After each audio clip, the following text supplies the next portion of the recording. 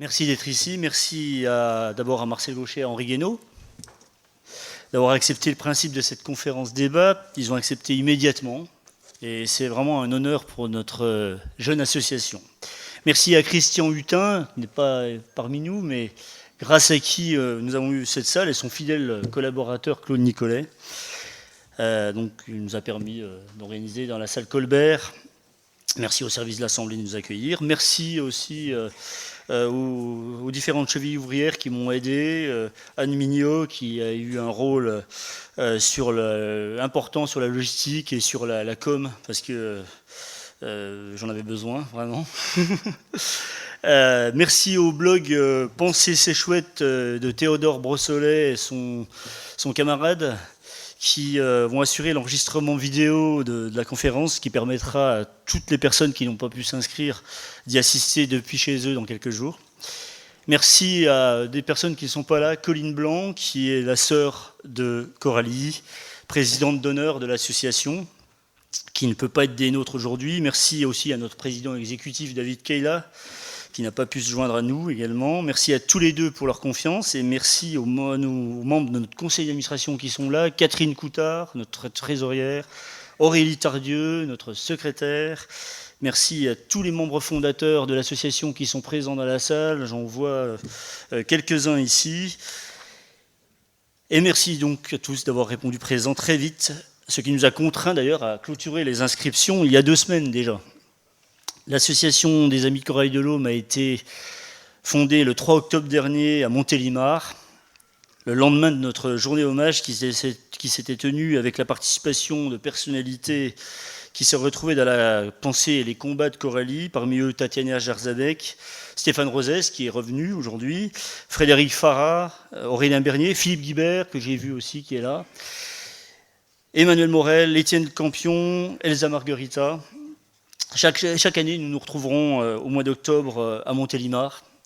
Chaque année, nous organiserons également un autre événement, le plus souvent à Paris, dans le premier semestre. Voilà.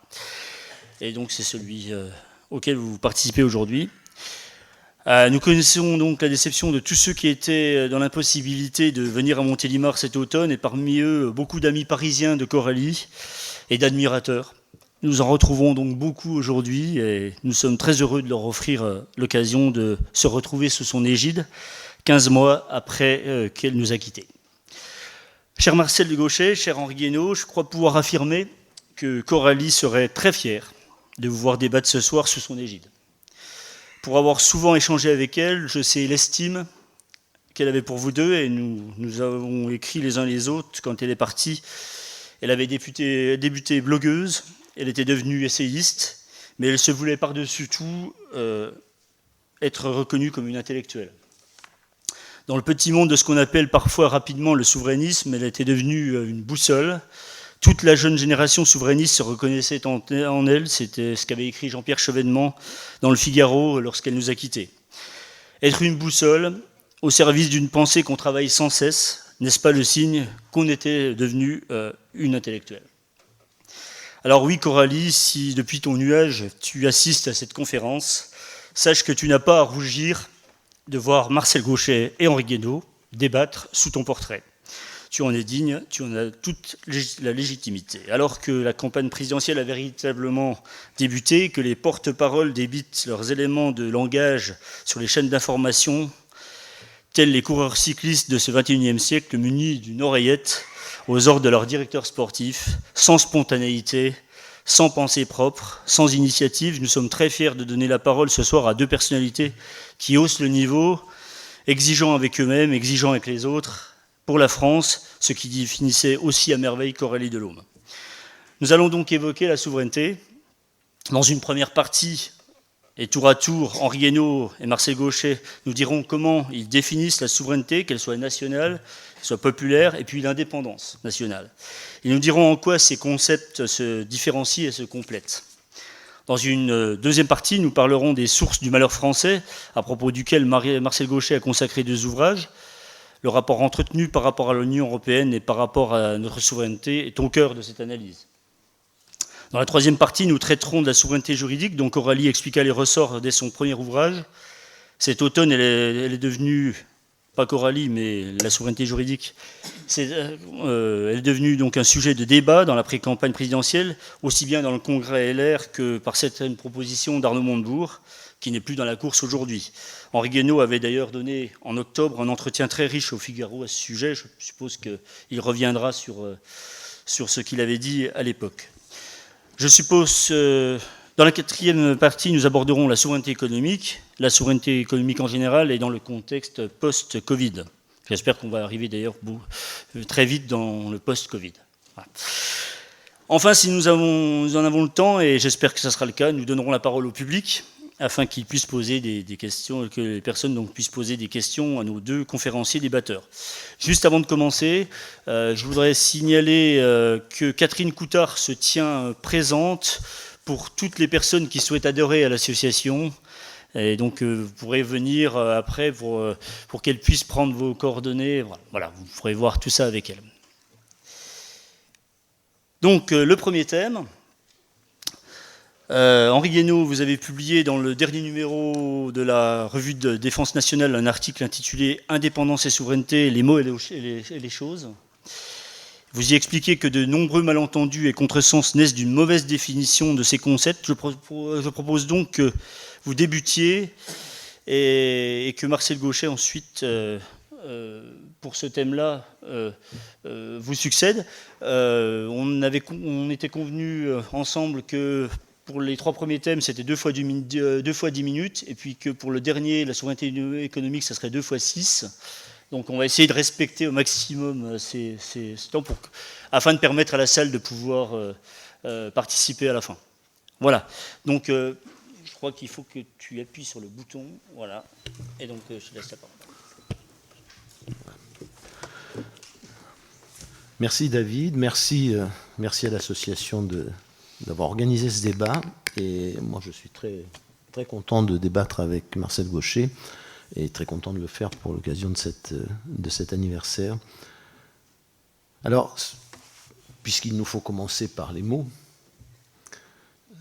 je dirais que moi je suis frappé depuis longtemps par la confusion qui s'installe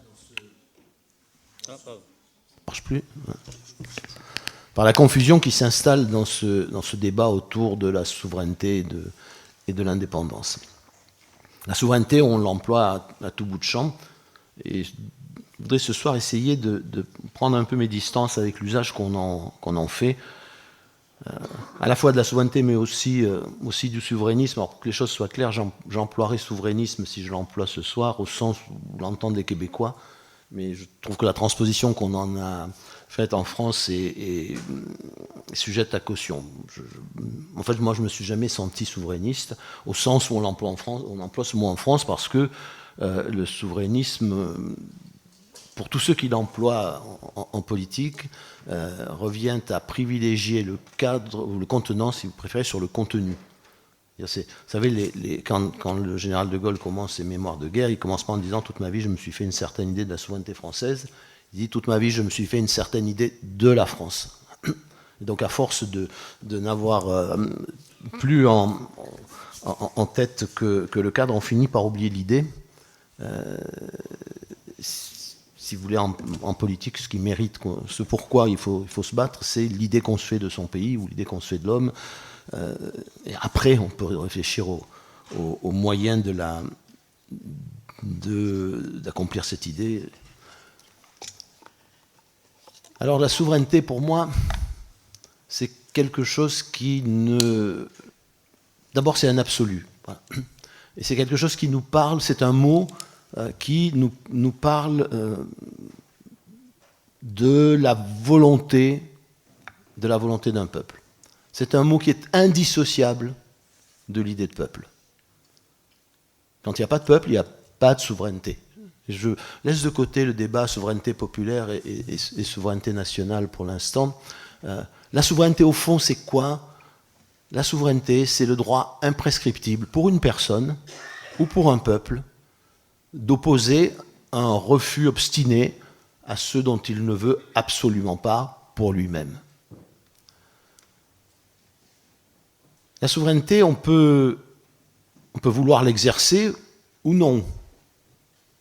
en 1940, le régime de Vichy ne voulait pas exercer la souveraineté du peuple français. Les Français libres voulaient exercer cette souveraineté, mais cette souveraineté, elle n'était pas morte en France pour autant. Quand bien même les individus ou les personnes qui composent un peuple ne voudraient pas exercer cette souveraineté pendant des années, voire pendant des décennies, voire un siècle, elle n'en aurait pas pour autant disparu tant que ce peuple aurait encore conscience d'être un peuple, ou retrouverait un jour la conscience d'être un peuple. Et la preuve, c'est que nous avons colonisé l'Occident a colonisé beaucoup de pays, et avant lui, d'ailleurs, tous les peuples ont colonisé d'autres peuples, et que parfois, cette colonisation a pu durer 100 ans pendant lesquels le peuple colonisé ne revendiquait absolument pas l'exercice de sa souveraineté, et puis un jour, ce peuple s'est mis à revendiquer l'exercice de sa souveraineté, c'est-à-dire ce droit absolument de refuser que l'on décida à sa place. Et il a pu le faire avec des moyens matériels suffisants pour se libérer, mais il y a des peuples qui se sont libérés à main nue. Cette force du refus, elle peut être incroyable. D'ailleurs, aucune tyrannie, aucune dictature, aucun colonisateur ne résiste à la force de ce non. Malraux disait le gaullisme, c'est la force du non dans l'histoire. C'est-à-dire ce refus, encore une fois, imprescriptible, dont personne ne peut délier un peuple. Vous savez, on dit souvent, la souveraineté du peuple, elle s'exprime dans le référendum. Moi, je suis un grand partisan du référendum, mais aucun référendum ne peut aller jusqu'à priver un peuple de sa souveraineté, puisqu'il lui restera toujours, dès le lendemain de ce référendum, le droit imprescriptible de dire non à ce qu'il a décidé la veille. Donc la souveraineté, elle nous dit quelque chose sur l'origine du pouvoir, sur sa légitimité. Elle nous dit quelque chose sur la volonté d'un peuple d'être un peuple. Et qu'est-ce qu'un peuple? Pour moi, la définition en est assez simple. Un peuple, c'est une population qui a conscience d'être un peuple, qui a une conscience de peuple. Alors, le jour où vous perdez la conscience d'être un peuple, eh bien, vous n'êtes plus un peuple. Voilà, c'est aussi simple que ça. Et les peuples, parfois ça s'endort, parfois ça se réveille, parfois ça se dissout dans des ensembles plus grands. Parfois on croit que c'est dissous dans des ensembles plus grands, et puis ça l'est pas. La dissolution d'un peuple, c'est difficile, ça se décrète pas. D'ailleurs, toute l'impasse dans laquelle nous nous trouvons en Europe, dans la mesure où nous avons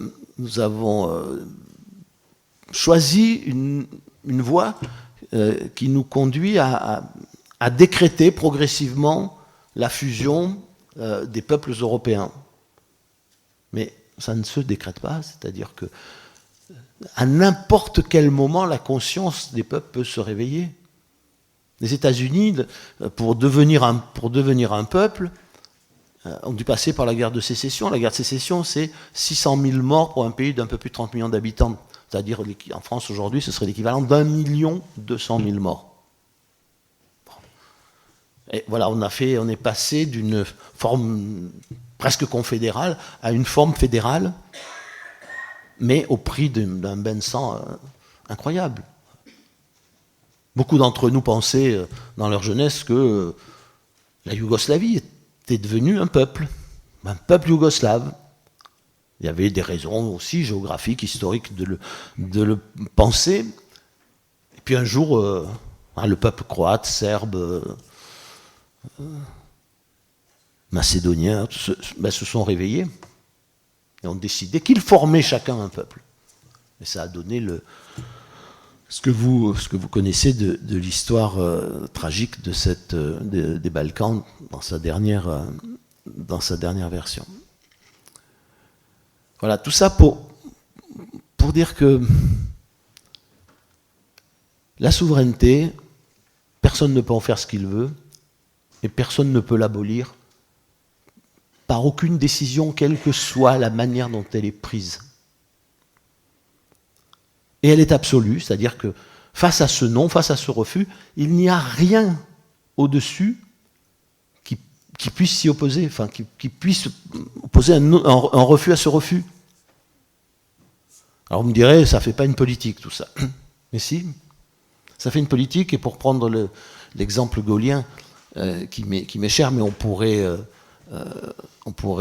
tirer très, très loin le fil de cette histoire de la souveraineté des peuples. La chaise vide du général de Gaulle au milieu des années 60 sur la politique agricole commune, c'est un acte de souveraineté. C'est l'expression, c'est une souveraineté qui, à un moment donné, décide de s'exprimer. Il ne quitte pas l'Europe, tout ne s'effondre pas, mais il décide que non, voilà, on a franchi une limite. Moi, la meilleure, peut-être la meilleure expression, la meilleure définition de cette souveraineté, elle est peut-être dans L'Homme révolté de Camus, vous savez. C'est l'homme révolté est un homme qui dit non. Bon. Et que veut dire, qu'y a-t-il dans ce non? Dans ce non, il y a, vous avez franchi une limite. Quand les Américains, l'état-major interallié en 1944, l'hiver 1944, ordonnent aux troupes françaises d'évacuer Strasbourg face à l'avancée à la contre-offensive allemande dans les Ardennes, pour pouvoir contre-attaquer ensuite. Le général de Gaulle interdit aux troupes françaises d'évacuer Strasbourg. Or, il a placé les troupes françaises sous le commandement américain, enfin sous le commandement interallié. C'est donc un acte de désobéissance. Hein, c'est le nom de l'homme révolté qui dit là, vous avez franchi une limite. Et là, c'est non. Quelles qu'en soient les conséquences, c'est non. Voilà. Je crois que c'est pour ça que lorsque le président de la République dit on va faire la souveraineté française et la souveraineté européenne, ou bien la souveraineté européenne va accroître la souveraineté française, c'est simplement un non-sens. Il ne peut pas y avoir de souveraineté empilée les unes sur les autres, à l'exception de la souveraineté de l'individu, qui même à l'intérieur de son peuple peut toujours finir par dire non pour lui-même. Mais il ne peut pas y avoir deux souverainetés par ça empilées, il peut y avoir deux peuples empilés les uns sur les autres. C'est un absolu. C'est, vous savez, c'est le vieil adage capétien, hein, le roi de France est empereur en son royaume. Donc, tout ce débat sur la souveraineté européenne, qui n'est pas le débat sur l'indépendance, est faussé quand on vous dit on va accroître la souveraineté des États, on va la faire grandir grâce à la souveraineté européenne pour résister dans le monde aux empires, puisque c'est la notion d'empire est à la mode, l'empire chinois, l'empire américain. Ça ne veut rien dire. Ça ne veut rien dire, mais ça nous décrit une volonté politique qui nous conduit au désastre, puisque cette volonté politique, de toute façon, ne pourra pas effacer la volonté des peuples le jour où ils décideront de dire non, et ils ne le diront pas forcément avec leur bulletin de vote. Hein. Comme le montre toute l'histoire des peuples depuis les débuts de l'humanité. L'indépendance est autre chose. L'indépendance, elle ne nous parle ni des fins, ni des légitimités, ni de la volonté d'un peuple. Elle nous parle des moyens. C'est une question de moyens. Elle n'est pas absolue, elle est relative. Et elle nous renvoie à une question, à une problématique tout autre. La problématique de l'indépendance, elle découle du fait que, quoi que nous voulions et quoi que nous fassions, d'abord, nous ne vivons pas seuls au monde, et ensuite, nous ne produisons de toute façon pas tout ce dont nous avons besoin. Et nous pouvons faire ce que nous voulons, nous ne produirons pas du pétrole, nous ne produirons pas certains métaux, voilà. Et ne produirons pas non plus tous les médicaments dont nous avons besoin pour nous soigner. Nous ne produirons pas tous les biens que nous avons besoin de consommer. Alors on peut s'enfermer, hein, on peut essayer l'autarcie totale, mais totale ça n'a jamais existé, et l'autarcie forte, on sait très bien où ça conduit. Voilà. Personne n'a envie de devenir l'Albanie d'Anveroksa, donc donc l'indépendance, ça consiste à choisir où on met le curseur de l'interdépendance fatale qui nous relie aux autres. Voilà, et par conséquent, c'est vraiment un choix politique, mais c'est un choix politique qui, encore une fois, ne se situe pas dans l'absolu. D'ailleurs, le général disait, la souveraineté nationale ou la souveraineté du peuple est l'indépendance de l'Europe.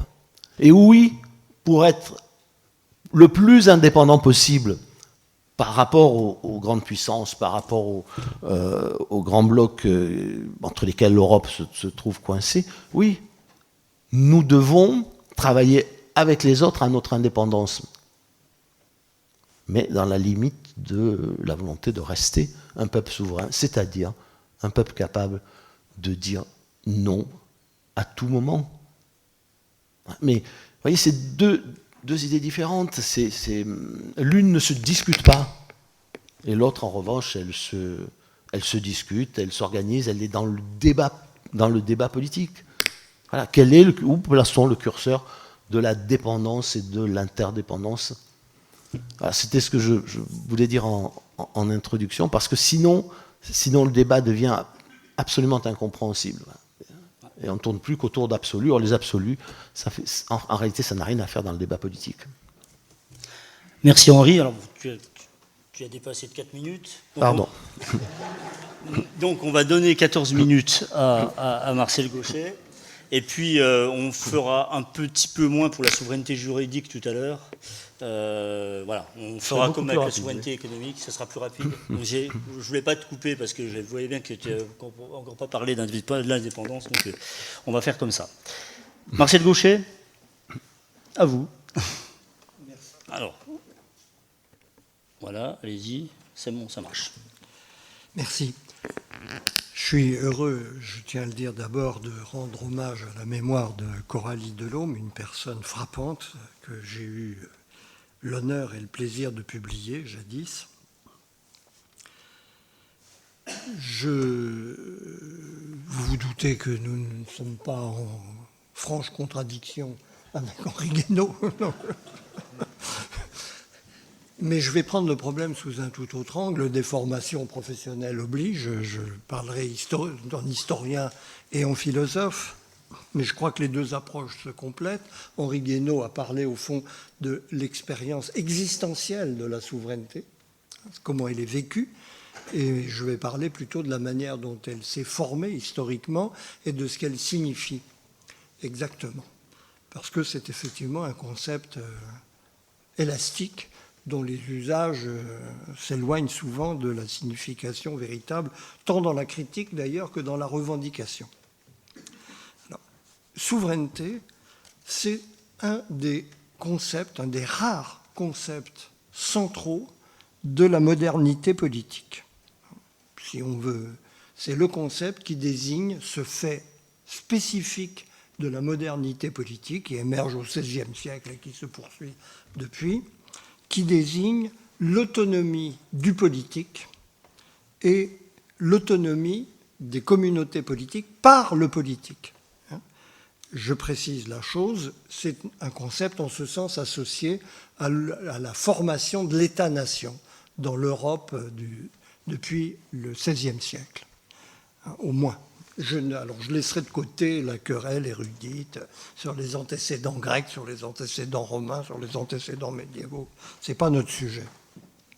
C'est un concept double, et on l'oublie toujours. C'est un concept à double détente. Un concept tourné vers l'extérieur et un concept tourné vers l'intérieur, la dimension interne étant le grand oublié, de par le contexte dans lequel nous vivons, où la question qui se pose est effectivement le rapport à l'extérieur, beaucoup plus que la vie intérieure de nos sociétés politiques. Et pourtant, c'est une dimension essentielle. Vers l'extérieur, le concept de souveraineté, c'est le rejet de l'idée qui a dominé toute l'histoire humaine jusqu'à une date tout à fait récente, et encore au XXe siècle, le refus de l'englobement des entités politiques existantes, des peuples, qui se reconnaissent comme des peuples, dans des unités de rang supérieur, ce qui avait nom généralement d'empire. Souveraineté, c'est le concept anti-impérial.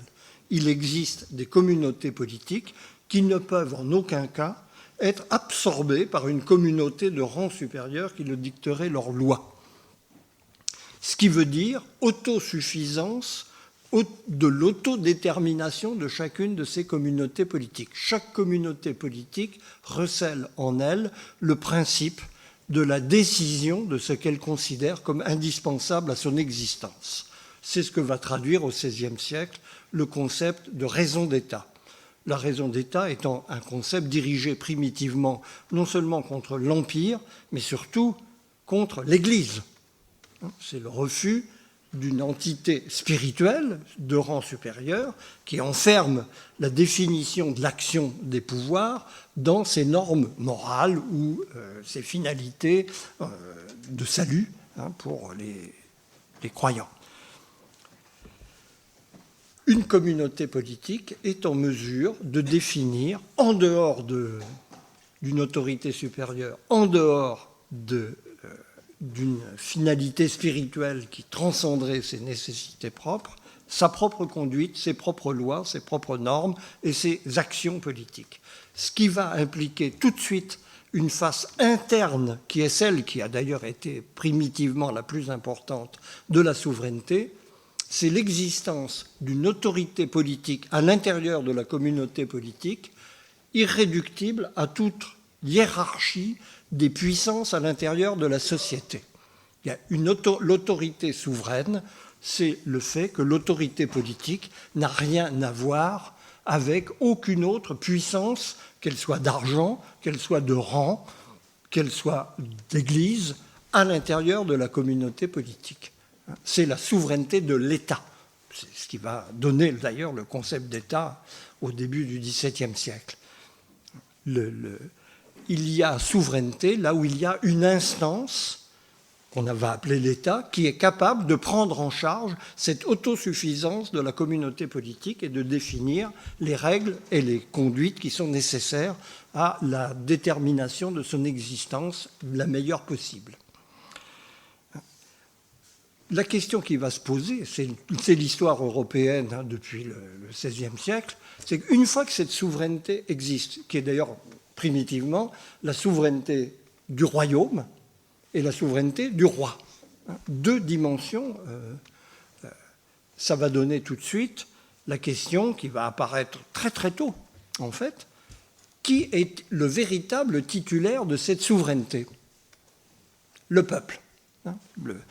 Une fois le concept de souveraineté comme cette autosuffisance de la raison politique dégagée, l'idée, qui va mettre son temps à faire son chemin et encore plus à passer en pratique, est l'idée que le seul titulaire de la souveraineté est un peuple. Et là, je rejoins évidemment ce que disait Henri Guénaud, ce qui va être l'enjeu d'une lutte politique tout à fait intense. Je n'ai pas besoin d'entrer dans le détail, mais il faut bien considérer cette double dimension. Il existe dans les sociétés modernes une instance, dans le contexte de l'époque, c'est la féodalité, c'est les seigneurs, les grands, comme on les appelle.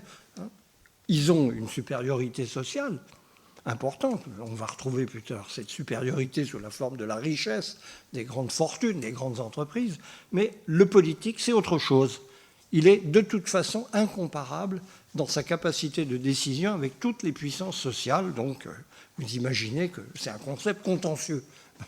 La négociation entre ces pôles ne va pas se faire toute seule. Et cela va se continuer dans cette dualité qui est le grand embarras avec lequel nous débattons encore aujourd'hui, qui est souveraineté de la nation, souveraineté du peuple. En fait, on retrouve la dualité que j'indiquais, c'est souveraineté vers l'extérieur, souveraineté vers l'intérieur. Souveraineté de la nation, c'est la souveraineté vers l'extérieur, en fait. La souveraineté qui est celle d'une communauté politique qui définit les moyens de conserver son indépendance, au sens de sa capacité de décision, en fait, vis-à-vis de toute puissance extérieure, quelle qu'elle soit. Donc, qui négocie son rapport à l'extérieur librement. C'est là ce qui est le concept de la souveraineté de la nation, c'est le concept de la durabilité de la communauté politique et des moyens nécessaires pour assurer cette subsistance dans les meilleures conditions possibles. Alors que la souveraineté du peuple, c'est à usage interne la désignation de qui peut désigner les titulaires de l'exercice de cette autorité souveraine. La souveraineté du peuple, c'est celle des gens qui désignent les gouvernants. les gouvernants exerçant leur souveraineté au nom de la souveraineté de la nation. En fait, c'est des concepts qui s'articulent très bien dès lors qu'on considère cette dualité, rapport à l'extérieur, rapport à l'intérieur, qui est la condition politique de toujours, mais qui retrouve évidemment son sens. Au fond, on pourrait dire, hein, la souveraineté du peuple actualise, met en œuvre la souveraineté de la nation. Ce ne sont pas des choses qui se séparent, comme il y a eu néanmoins des tentatives fortes et qui ont du sens de les dissocier, parce qu'il est vrai qu'il y a tension possible entre la souveraineté du peuple et la souveraineté de la nation. On peut considérer que les peuples se trompent et qu'ils font de mauvais choix politiques qui mettent en cause la souveraineté de la nation. Et il y a des défenseurs de la souveraineté de la nation qui peuvent, à l'occasion, aller contre ce qui est l'expression de la souveraineté du peuple. Ce n'est pas l'harmonie préétablie. Hein. Il y a au contraire une tension possible entre ces dimensions.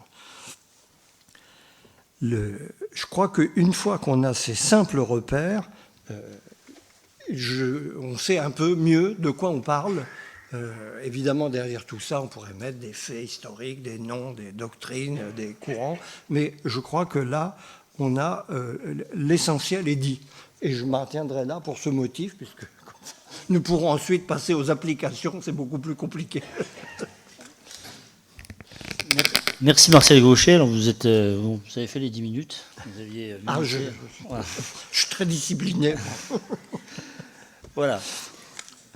Alors le deuxième thème, justement Marcel Gauchet, vous aviez publié en 2016 le premier tome de Comprendre le malheur français, et vous datiez des années 80 la source donc de ce malheur français. Alors pouvez-vous nous expliquer votre thèse et en quoi la souveraineté et le rapport à l'Union européenne donc y sont liés? Alors je serai évidemment très sommaire dans une analyse qui demanderait des détails supplémentaires, mais nous sommes là pour en discuter. Dans tous les cas, si mon propos vous paraît un peu obscur. Je pense qu'il faut revenir il faut un petit récit historique très simple pour se mettre la chose dans la La gauche arrive au pouvoir en 1981 avec un programme qui prend totalement à contre-pied ce qu'est l'évolution du monde d'alors. C'est le socialisme dans un seul pays, si je simplifie, au moment de la révolution néolibérale qui est en train de déferler partout dans le monde. Inutile de dire que ça va rapidement poser des problèmes, et au bout d'un an et demi, en fait, parce qu'après il y a un petit temps de délibération, on voit qu'on ne peut pas tenir. Et là intervient la source vraie du malheur français, à mon sens, c'est le refus de François Mitterrand d'assumer cette situation et de trouver, pour lui le problème c'est se maintenir au pouvoir en trouvant un échappatoire à ce qu'est la contradiction entre ce que ça a été sa politique et la situation globale dont ils finissent par s'apercevoir. Quand même, c'était difficile de l'ignorer dans le contexte de l'époque. Pour ceux qui l'ont vécu, je pense que c'est assez clair. Et Mitterrand, grand tacticien politique, on ne peut pas lui refuser un immense talent, trouve une martingale. Ce que nous ne pouvons plus faire en France, on admet que ça ne va pas dans le sens de l'histoire, nous allons les faire par l'Europe. Il le trouve dans l'Europe, qui à l'époque est extrêmement populaire parce que c'est une idée généreuse, ouverte, la paix, la prospérité, qui peut aller contre. Il exploite la popularité de l'Europe pour dissimuler aux Français ce qu'il va s'agir de faire, c'est-à-dire l'adaptation à la mondialisation néolibérale. Les Français entrent dans la mondialisation néolibérale sans le savoir, sous couvert de la construction européenne qui est présentée, l'Europe sociale, je ne reviens pas, comme le moyen de réaliser le socialisme que nous n'avons plus les moyens de faire tout seuls. C'est ça la clé de tout.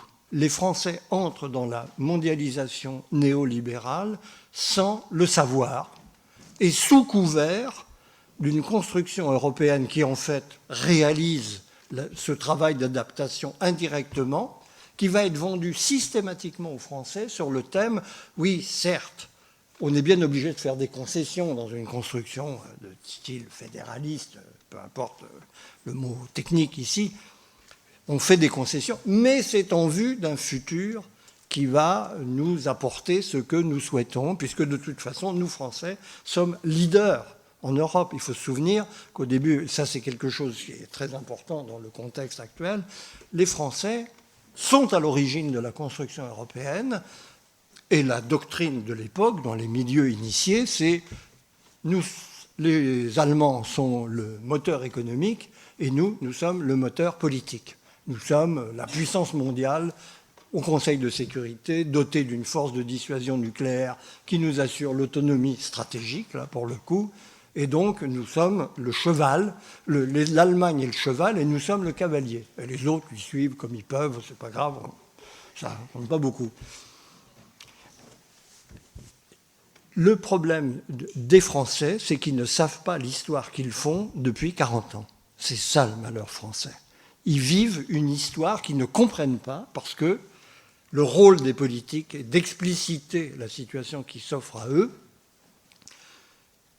et les contraintes qu'il s'agit d'assumer. C'est ça la souveraineté, précisément, et l'indépendance au sens technique précis que dégageait tout à l'heure Henri Guénaud.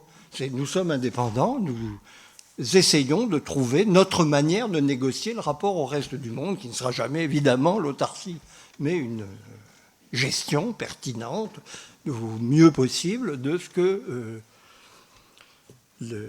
exige le bien-être de notre peuple. Eh bien, cette situation n'a jamais été assumée par les Français. Elle ne l'est toujours pas. Tous les gouvernements successifs, d'une manière ou d'une autre, ont reconduit cette affaire. Alors, il y a un épisode clé qui me fait aujourd'hui parler de mitterrando-chiracisme, qui est la conversion de Chirac au mitterrandisme. Dans un premier temps, Chirac voit très bien la situation, d'ailleurs, assez lucidement, et pense qu'il a justement une arme absolue qui va dire pratiquons le néolibéralisme qui est partout à l'œuvre dans le monde. Allons-y carrément, faisons. C'est 86, quand il est élu, c'est le programme néolibéral.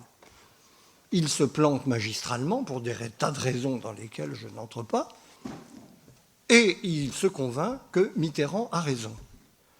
C'est-à-dire, les Français ne sont pas capables d'assumer en conscience les contraintes de cette mondialisation néolibérale.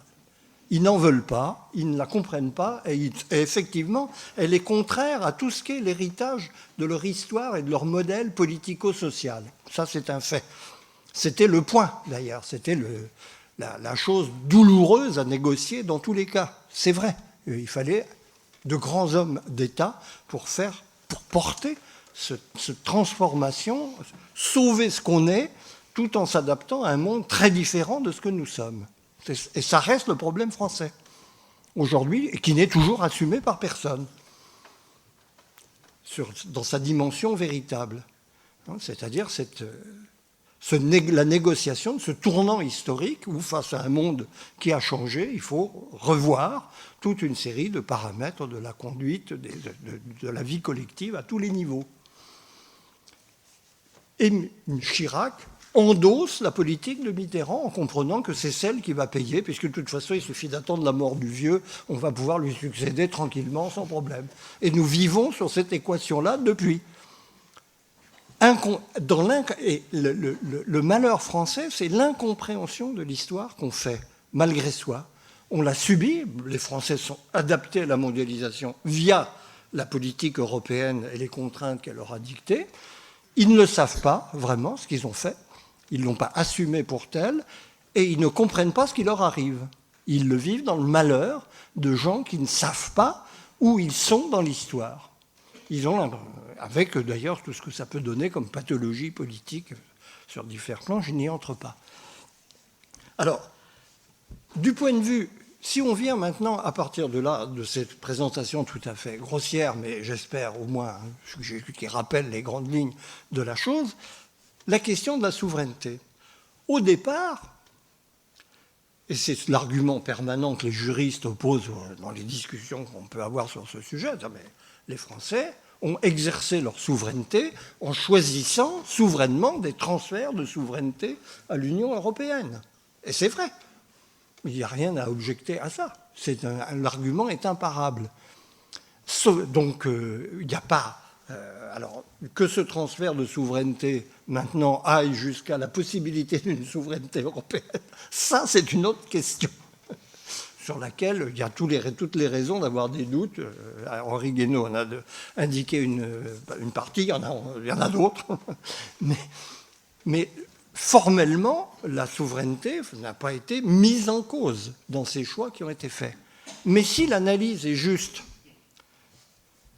la manière de sortir de cette équation infernale qui nourrit la dépression collective, le peuple le plus pessimiste du monde, les Français plus pessimistes que les Bangladais sur leur avenir collectif, ce qui est quand même impressionnant, sauf à supposer que nous sommes un peuple d'hypocondriaques qui se croient malades alors qu'ils vont très bien. On le leur dit périodiquement, mais vous allez très bien. Ah bon? Et ils ne savent pas de quoi ils sont malades, c'est ça le problème, effectivement, qui nourrit l'hypocondrie. Pour sortir de cette équation infernale, effectivement, la souveraineté et l'exercice de la souveraineté, au sens existentiel que pointait Henri Guénaud, est la condition nécessaire. C'est retrouver les conditions de définition de sa propre existence dans un monde où la perception de ce monde va contre ce que nous estimons être la bonne manière d'une communauté politique de fonctionner sur tous les plans, social, politique, au sens commun du terme, l'organisation territoriale, que sais-je, la manière de faire fonctionner une économie, la manière de réguler les échanges internationaux. C'est là où, effectivement, nous retrouvons le problème de l'exercice d'une souveraineté qui est aliénée par notre propre volonté, ce qui fait toute la difficulté de la situation politique, c'est qu'il s'agit de recouvrer une souveraineté que nous avons nous-mêmes acceptée collectivement, en principe.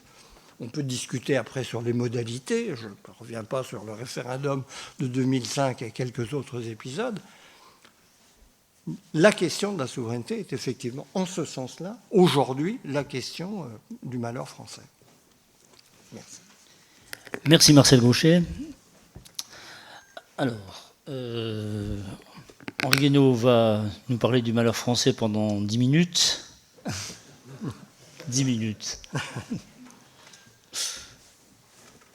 Alors, moi je suis assez d'accord avec tout ce que Marcel Gauchet vient de dire. Je pense simplement que le malheur français n'est pas seulement le malheur français, c'est-à-dire que dans tout l'Occident, les peuples ne savent pas l'histoire qu'ils font et sont malheureux de l'histoire qu'ils sont en train de faire. Alors, ça prend des formes différentes d'un pays à l'autre, d'un peuple à l'autre, en fonction des différences culturelles, anthropologiques. Mais enfin, si le peuple américain était si content que ça de la mondialisation, jamais nous n'aurions vu cette chose inimaginable que fut la prise du Capitole par les citoyens américains.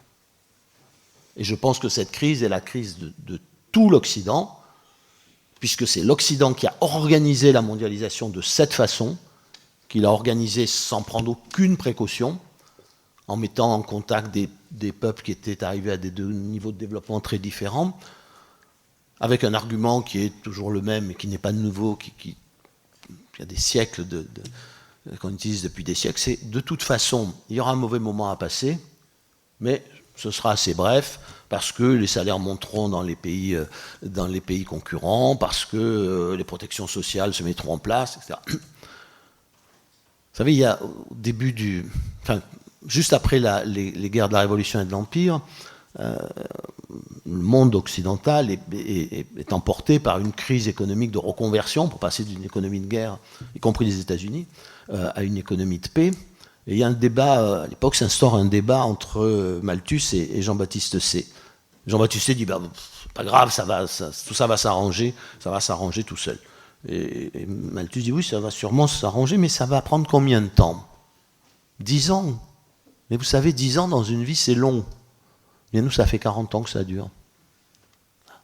Et cette crise très profonde, ce malaise dans les sociétés occidentales, il se traduit aussi par un malaise démocratique, au point que dans toutes les sociétés occidentales, nous sommes confrontés à une crise de la démocratie inédite depuis les années 30. Et inédite pourquoi? Parce que nous sommes confrontés à des responsables politiques qui, la veille des élections, vous disent, vous allez voir, on va changer la vie, tout va aller mieux, je vais faire ceci, je vais faire cela, et puis le lendemain des élections, je voudrais bien, mais je ne peux pas. C'est pas moi, vous comprenez. Il y a les traités de libre-échange, il y a l'Europe, il y a la mondialisation, il y a l'OMC, il y a... Bon. Et plus personne n'est responsable. Ça me rappelle la fameuse phrase de Jospin à propos de... Je pense que c'était à propos de Michelin. Oui. Hein? Non, c'était pas... En fait, c'était pas à propos d'Ilvord. C'était... Et il dit, quand il dit l'État ne peut pas tout. Alors tous les gens sérieux, intelligents disent c'est vrai, il a raison, l'État ne peut pas tout. Et il n'aurait pas dû dire ça. Il aurait dû dire je ne veux pas intervenir dans cette histoire, parce que si j'intervenais, ce serait pire, à mon sens, que si je n'interviens pas. C'est-à-dire le remède serait pire que le mal. Et assumer cette non-intervention, ce choix de la non-intervention. Au lieu de dire, mais au fond, bah, c'est pas de ma faute, voilà, les choses sont ainsi. Moi, je n'y suis pour rien, je ne suis que l'instrument du destin ou d'une réalité qui m'échappe. Et ça, je pense que c'est le révélateur d'une profonde crise morale de la politique. Que peut-être les citoyens n'analysent pas de façon très claire, très lucide. Je suis assez d'accord pour dire qu'encore une fois, ils ne comprennent pas forcément ce qui leur arrive. Je pense que beaucoup d'hommes politiques, beaucoup de responsables politiques, y compris ceux qui ont fait, qui nous ont menés là où nous en sommes, ne le comprennent pas non plus. Mais oui, parce qu'il y a un... Enfin, ce qui manque, c'est la profondeur dans la pensée, dans l'action et la pensée politique actuelle et dans la démocratie. Donc il n'y a plus de responsables. D'où je reviens sur l'affaire européenne. Si on s'appuie sur cette analyse qu'au fond, la crise de la démocratie, c'est une crise de l'irresponsabilité politique, c'est-à-dire du fait que au fond, tous les politiques dans tous les pays occidentaux, et ça prend en France une particulière résonance, parce que la France est un pays qui a été fait par la politique, a été fabriqué par la politique, par la volonté politique, depuis des siècles, et ça remonte bien avant même la modernité, même bien avant le XVIe siècle. Cette idée qu'il n'y a plus de responsables est une idée profondément délétère. On en revient à cette histoire, c'est comment s'exprime à ce moment-là le refus d'un peuple qui ne veut absolument pas de quelque chose. Il ne peut plus s'exprimer si on... Voilà, finalement, la politique quand même, c'est l'expression de la volonté humaine dans l'histoire. Qu'elle soit incarnée par un monarque, ou qu'elle soit incarnée par une assemblée, ou quel que soit le mode d'incarnation que l'on choisit, que les peuples se choisissent, de toute façon, c'est en dernier ressort la possibilité de refuser quelque chose dont nous ne voulons absolument pas. Eh bien, nous n'avons plus, je n'allais pas dire ce droit, nous l'avons toujours, mais nous avons le sentiment de ne plus l'avoir. Et nous avons des institutions qui ne permettent pas de mettre ce droit en œuvre, de lui donner une réalité quotidienne.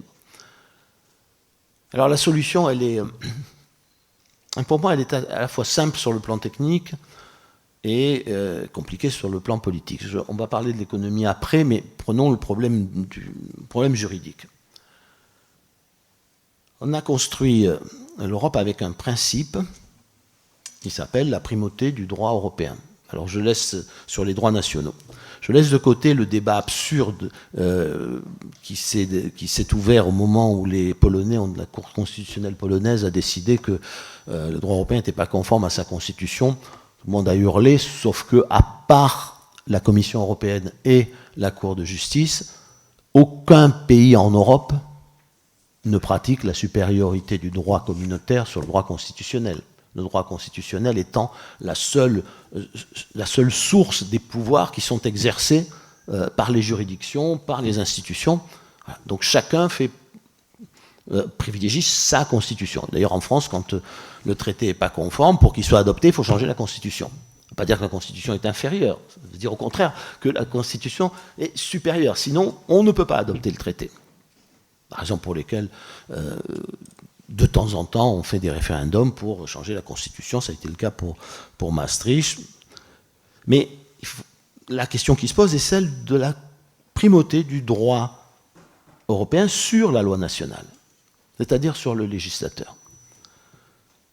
Et alors ça, ce qui est extraordinaire, c'est que ça n'a été inscrit dans aucun traité. Quand on dit on a abandonné la souveraineté, on a signé les traités, oui, mais dans aucun traité européen n'affirme la supériorité du droit européen sur le droit national. C'est une invention jurisprudentielle de la Cour européenne de justice en 1964, et depuis il n'y a rien eu d'autre. Si il y a eu une tentative d'inscrire cette primauté dans la Constitution européenne, qui a été rejetée, et comme l'a avoué il y a très peu de temps, enfin il y a 2-3 mois, dans une interview, je crois que c'était dans les Échos, du président de la Cour européenne de justice, après les référendums qui ont condamné la Constitution européenne, il dit « Nous avons retiré du texte du traité tout ce qui pouvait ressembler à la préfiguration d'un État fédéral, y compris la primauté du droit européen. » Ça a été renvoyé à une simple déclaration annexe qui n'a aucune valeur juridique, qui se contente de rappeler la jurisprudence de la Cour de justice et qui y rajoute, tenez-vous bien, l'opinion ou l'analyse de la direction juridique de la Commission européenne. Voilà. Donc ça n'a aucun fondement juridique, mais dès que vous soulevez ce problème, on vous dit « Ah mais l'Europe ne pourra pas fonctionner ». Ça va être la catastrophe. Alors je rappelle quand même qu'en France, l'idée que le droit européen n'était pas dans tous les cas supérieur au droit national a prévalu pour les institutions judiciaires jusqu'en 1975 et pour le droit public jusqu'en 1989. Pas empêché de construire l'Europe jusque-là. Hein, bon. Et donc, moi je pense qu'il y a une solution très simple qui consiste à revenir à ce principe que moi j'apprenais qu'on m'apprenait quand j'étais étudiant. On me disait, vous savez, il y a un principe fondamental. Le juge ne juge pas le législateur. Et donc c'est la dernière expression de la volonté du législateur qui doit s'appliquer. Or, pour ratifier un traité, il faut que le législateur se prononce exactement comme pour une loi. C'est une loi de ratification. Et donc l'idée, c'est tout simple, c'est que dès lors que la loi intervient après le traité, c'est la loi qui s'applique. Dès lors qu'elle intervient avant le traité, c'est le traité qui s'applique. Ça a été l'interprétation qu'on a donnée pendant très longtemps à l'article 55 de la Constitution. Et pourquoi l'article 55 de la Constitution dit les traités internationaux sont supérieurs à la loi? Parce qu'il ne pensait pas du tout le pouvoir constitutionnel de l'époque, que ce soit le comité consultatif constitutionnel ou même le peuple souverain qui est allé voter pour la Constitution de 58, ne pensait pas du tout à la situation dans laquelle nous nous trouvons. Le droit international, il est normal qu'il soit supérieur à la loi nationale. Pourquoi? Prenez le droit interne, figure parfaite du droit international, le droit de la mer. Bon, c'est clair que si vous ratifiez un traité, vous avez pour la circulation dans les détroits. Bon, vous ne pouvez pas vous permettre qu'à chaque changement de majorité, on remette en cause ce traité, sinon c'est la guerre. Le droit aérien, c'est la même chose. Bref, le droit international, ça concerne vraiment les relations entre les États. Le droit européen n'est pas un droit international, c'est un droit qui rentre dans l'intimité des sociétés. Et d'ailleurs, l'évolution des traités de libre-échange aussi, c'est-à-dire avant le traité de libre-échange, c'était les droits de douane et les contingentements Aujourd'hui, c'est plus ça. On est passé aux normes sociales, aux normes sanitaires, au droit économique. C'est-à-dire qu'on rentre, le champ n'est plus le même. On rentre dans le droit interne des États.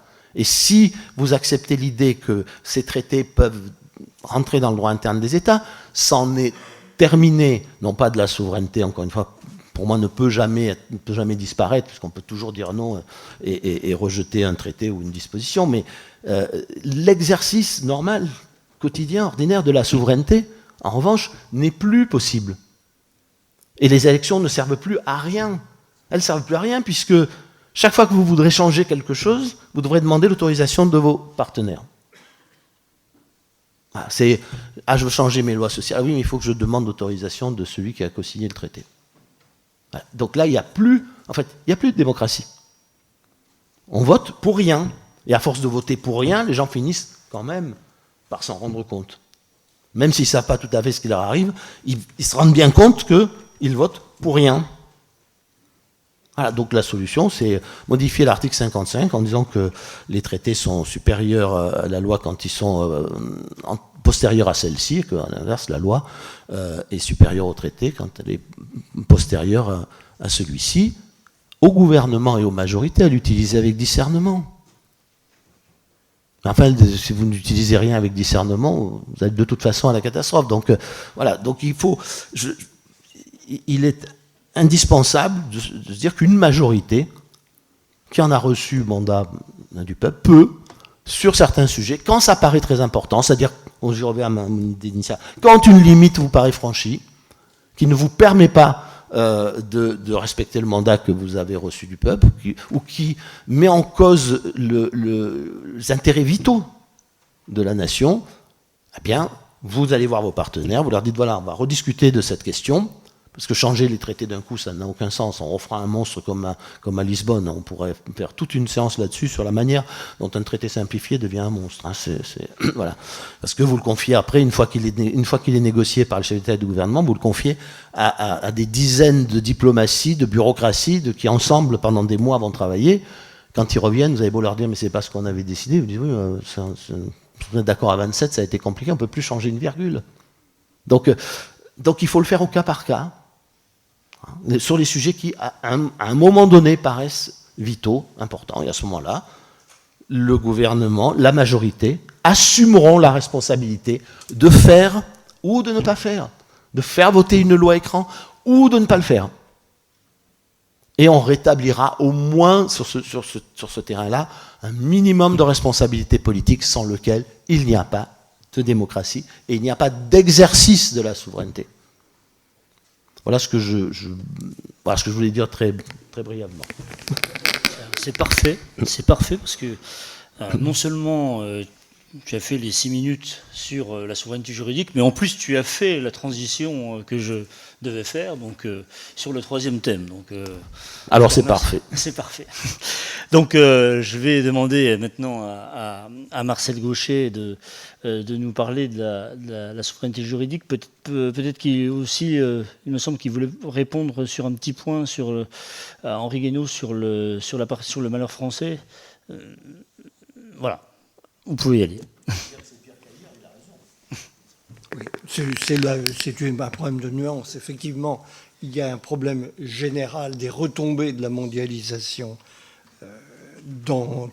telle qu'elle fonctionne dans tous les pays occidentaux, qui étaient supposés les grands vainqueurs de la chose et qui découvrent qu'une partie de leur peuple effectivement profite beaucoup de cette situation et qu'une autre partie en est victime. Donc ce malaise est général.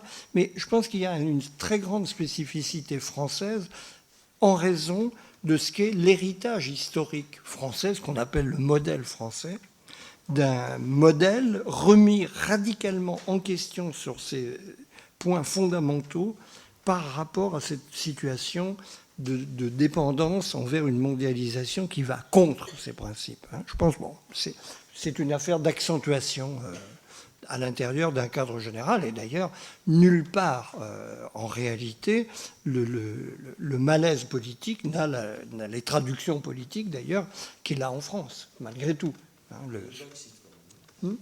Ah oui, mais le Brexit, justement, ça s'inscrit dans la politique normale britannique. Hein, ça fait partie, si je puis dire, d'un peuple qui considère toujours qu'il est souverain et a réaffirmé là, alors que les Français les gouvernants français ont fait un autre choix qui leur rend ce retour en arrière quasi impossible avec la société politique que nous connaissons dans l'état actuel des choses. Sans doute, mais nous n'y sommes pas. Voilà, ça c'est une spéculation dans tous les cas sur laquelle nous allons pouvoir discuter. J'ai sacrifié un point important sur lequel je reviens, et d'ailleurs Henri Guénaud a fait tout au départ de son exposé liminaire allusion à ça. Je voudrais revenir sur un point très important que j'ai eu tort de laisser de côté, qui est le fait qu'effectivement, nous sommes, je crois, d'accord là-dessus, c'est très important de le dire, la souveraineté n'est pas un but en soi, elle est un moyen. Et ça veut dire qu'il y a effectivement des souverainistes de direction politique profondément opposés sur le sens qu'ils pratiquent, qu'il conviendrait de donner à l'exercice de cette souveraineté. Il y a une souveraineté de gauche et une souveraineté de droite, pour dire les choses tout à fait banalement. Et ça n'est qu'un moyen. C'est pourquoi, personnellement, en effet, moi aussi, je déteste cette étiquette de souverainisme, parce que ce n'est pas une doctrine politique qui ferait que la souveraineté en soi aurait une valeur supérieure, qui définirait une famille politique. C'est le moyen d'une politique. C'est simplement cela. Alors, sur la souveraineté juridique, je ne reviens pas du tout sur ce qu'a dit Henri Guénaud, qui me semble tout à fait juste. Mais je voudrais étendre le propos et peut-être répondre autrement à la question du que faire, parce que tout de même, c'est ça. Ce que rappelait Henri Guénaud, c'est que tout ce problème vient de quelque chose qui n'a été repéré par personne à l'époque, le fameux arrêt de 1964 de la Cour de justice de ce qui s'appelait à l'époque la Communauté européenne. Personne ne l'a remarqué, et nous étions sous le général de Gaulle. Il est quand même sidérant que dans cette Ve République de ses débuts, où l'autorité de l'État s'exerçait avec une tranquillité d'âme parfaite par rapport à la situation d'aujourd'hui, personne n'a remarqué le problème. Moi, je n'en reviens pas. Auprès de quelques témoins survivants, j'ai essayé de recueillir des lumières.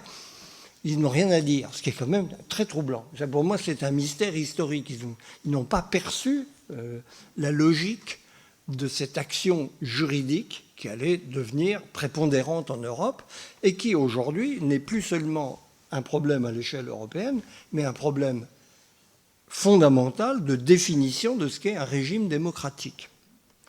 C'est que nous sommes en train d'assister à une petite révolution du concept même de démocratie, où l'Europe a joué un rôle déterminant, mais pas exclusif, il y a d'autres sources du phénomène, qui est le remplacement du concept de démocratie par le concept de l'état de droit, dont la construction européenne se donne aujourd'hui comme le parangon, le modèle historique parfait.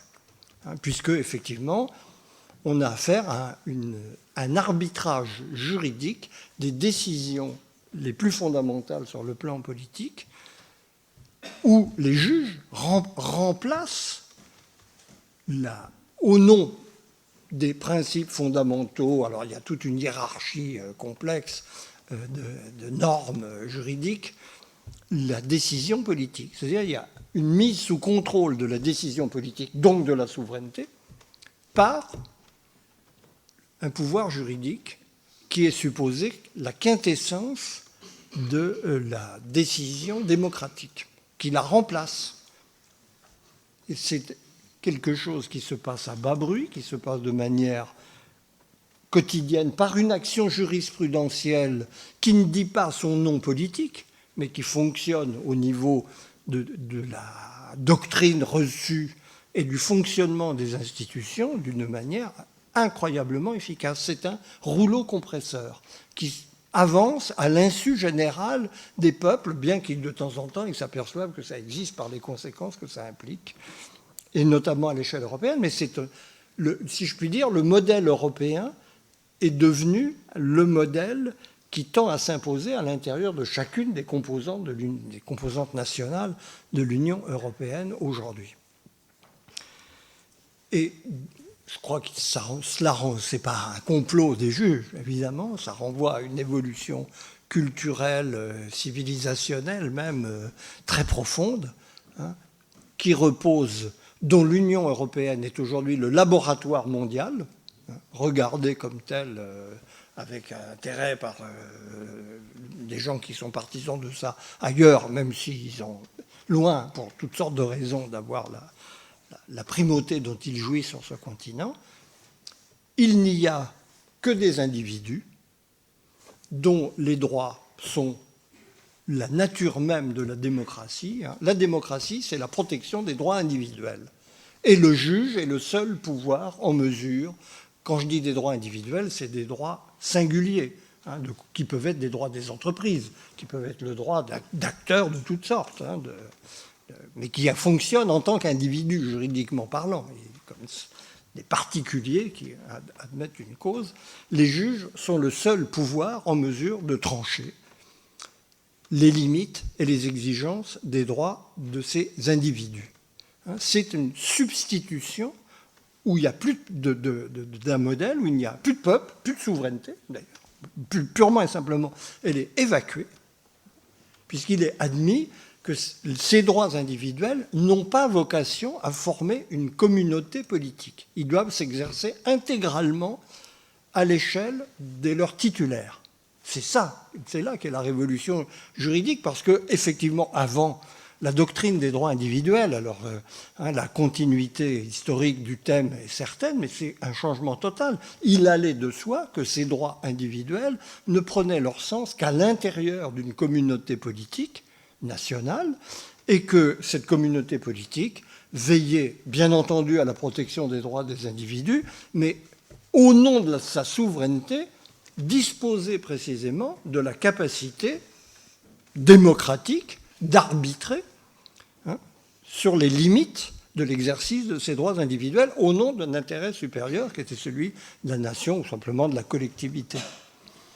L'intervention du pouvoir juridictionnel, pour employer le mot exact dans ce cas, signifie l'inexistence de toute communauté politique.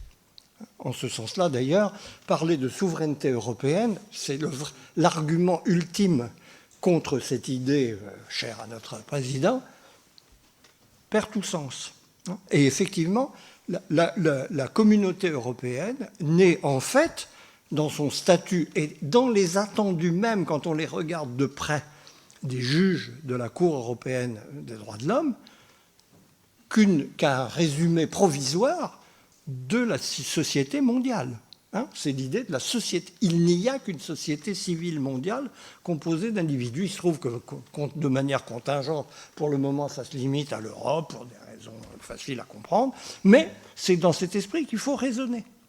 Ce qui fait, par exemple, que à cette échelle, évidemment, une question comme la question migratoire n'est plus une question politique, mais une question de droit. Donc des droits des individus, qui n'a plus aucune capacité d'arbitrage politique. Il s'agit simplement d'arbitrage au nom d'un intérêt national, au nom d'une souveraineté collective, quelle qu'elle soit. On est devant une véritable révolution juridique qui ne dit pas son nom, parce que ça n'est pas une doctrine proclamée, il n'y a pas de parti politique, il y a une action des cours de justice à différentes échelles, et spécialement en Europe, où nous avons une floraison particulièrement fournie en la matière, avec tout ce que ça veut dire. André Guénaud parlait des bureaucraties qui négocient, avec cette conclusion qu'on ne peut pas simplifier parce que ça serait trop compliqué. C'est une formule historique que nous devons à un Premier ministre, un Français. C'est admirable. Et bien, là, on a la même chose sur le plan juridique, où on voit se fabriquer non pas une doctrine, mais une pratique qui n'est pas sous les radars. Et précisément, alors le que faire, il est clair, c'est mettre les radars dessus. Évidemment, c'est là que ça se passe. Car moi, la chose qui me sidère tous les jours à peu près, c'est la fabrication de nouveaux oracles. Il y avait les aruspices à Rome. Est-ce qu'on part en campagne? Non, parce que les auspices ne sont pas favorables. Eh bien, nous sommes dans l'attente oraculaire des décisions de juges qui peuvent être aberrantes, mais que personne ne songe à discuter. Il y a une espèce de dévotion superstitieuse envers la décision des juges, parce que ce sont des juges qui me sidèrent quotidiennement, sur tous les plans. Et les gouvernements s'écrasent, mais vraiment d'une façon stupéfiante, alors même que leurs intérêts peuvent être directement en jeu. Donc, premièrement, retrouvons un esprit de saine critique anticléricale à l'égard de cette nouvelle cléricature qui n'est pas plus fondée dogmatiquement que la précédente et dont les décisions doivent être soumises à l'examen. Et je pense qu'il faut braquer les projecteurs là-dessus. Regarder de près, par exemple, ce que c'est réellement que cette Cour européenne des droits de l'homme. C'est un assemblage hétéroclite de lobbies divers et variés qui ne rappellent que de très loin, quand on regarde de près, ce qu'est une cour de justice avec des juges qui sont des vrais juges. La plupart de ces juges sont des représentants d'ONG qui développent en effet leurs intérêts, ce qui est parfaitement logique, mais il faut voir dans quelles conditions ils sont désignés. Il faut regarder le contenu de ces décisions. Là, la question sociale a avancé aux États-Unis parce que des journalistes ont été foutre leur nez, les muckrakers, dans ce qui se passait dans les usines à Chicago. Eh bien, nous avons à mettre le nez dans cette révolution juridique qui ne dit pas son nom, et dont l'Europe est effectivement l'avant-garde mondiale, mais qui emporte le futur de la démocratie à une échelle dont je pense que les conséquences sont totalement sous-estimées, y compris par les responsables politiques, qui en souffrent beaucoup. En privé, ils n'arrêtent pas de se plaindre des emmerdements que leur vaut. Macron veut emmerder les Français, mais il est très emmerdé par le Conseil d'État. Et il ne le dit pas tout haut, mais il le dit tout bas très volontiers. Et je crois qu'il faut aller voir ça de près.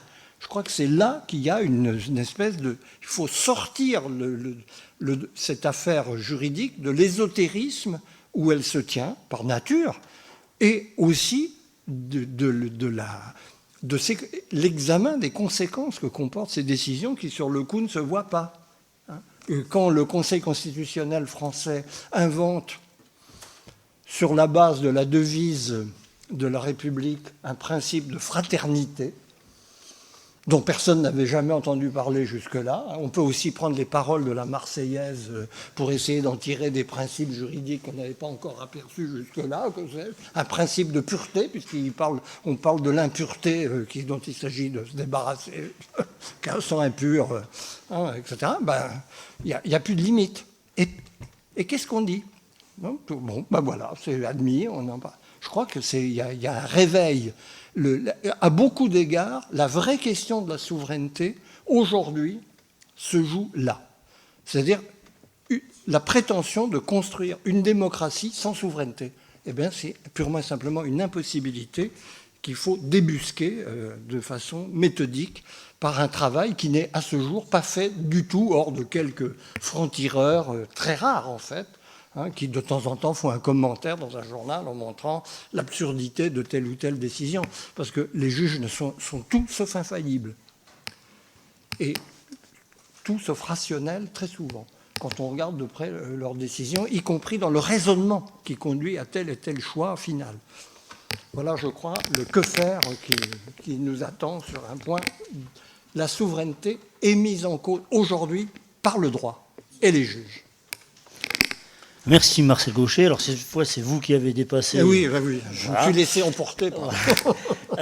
mais je vous ai laissé aller jusqu'au bout. Il nous reste donc à traiter donc, du quatrième thème, la souveraineté économique. Alors chacun de votre côté, Marcel Gauchet à propos d'Emmanuel Macron dans le deuxième tome de Comprendre le malheur français, Henri Guénaud dans En finir avec l'économie du sacrifice, vous avez fustigé à la manière de Marc Bloch les fameux bons élèves qui ont bien appris leurs leçons. Alors, qu'en est-il justement de ces bons élèves à propos de la souveraineté économique et après le quoi qu'il en coûte? Est-ce que le quoi qu'il en coûte a été aussi finalement une manifestation que les leçons apprises depuis des années pouvaient être jetées au panier par les fameux bons élèves?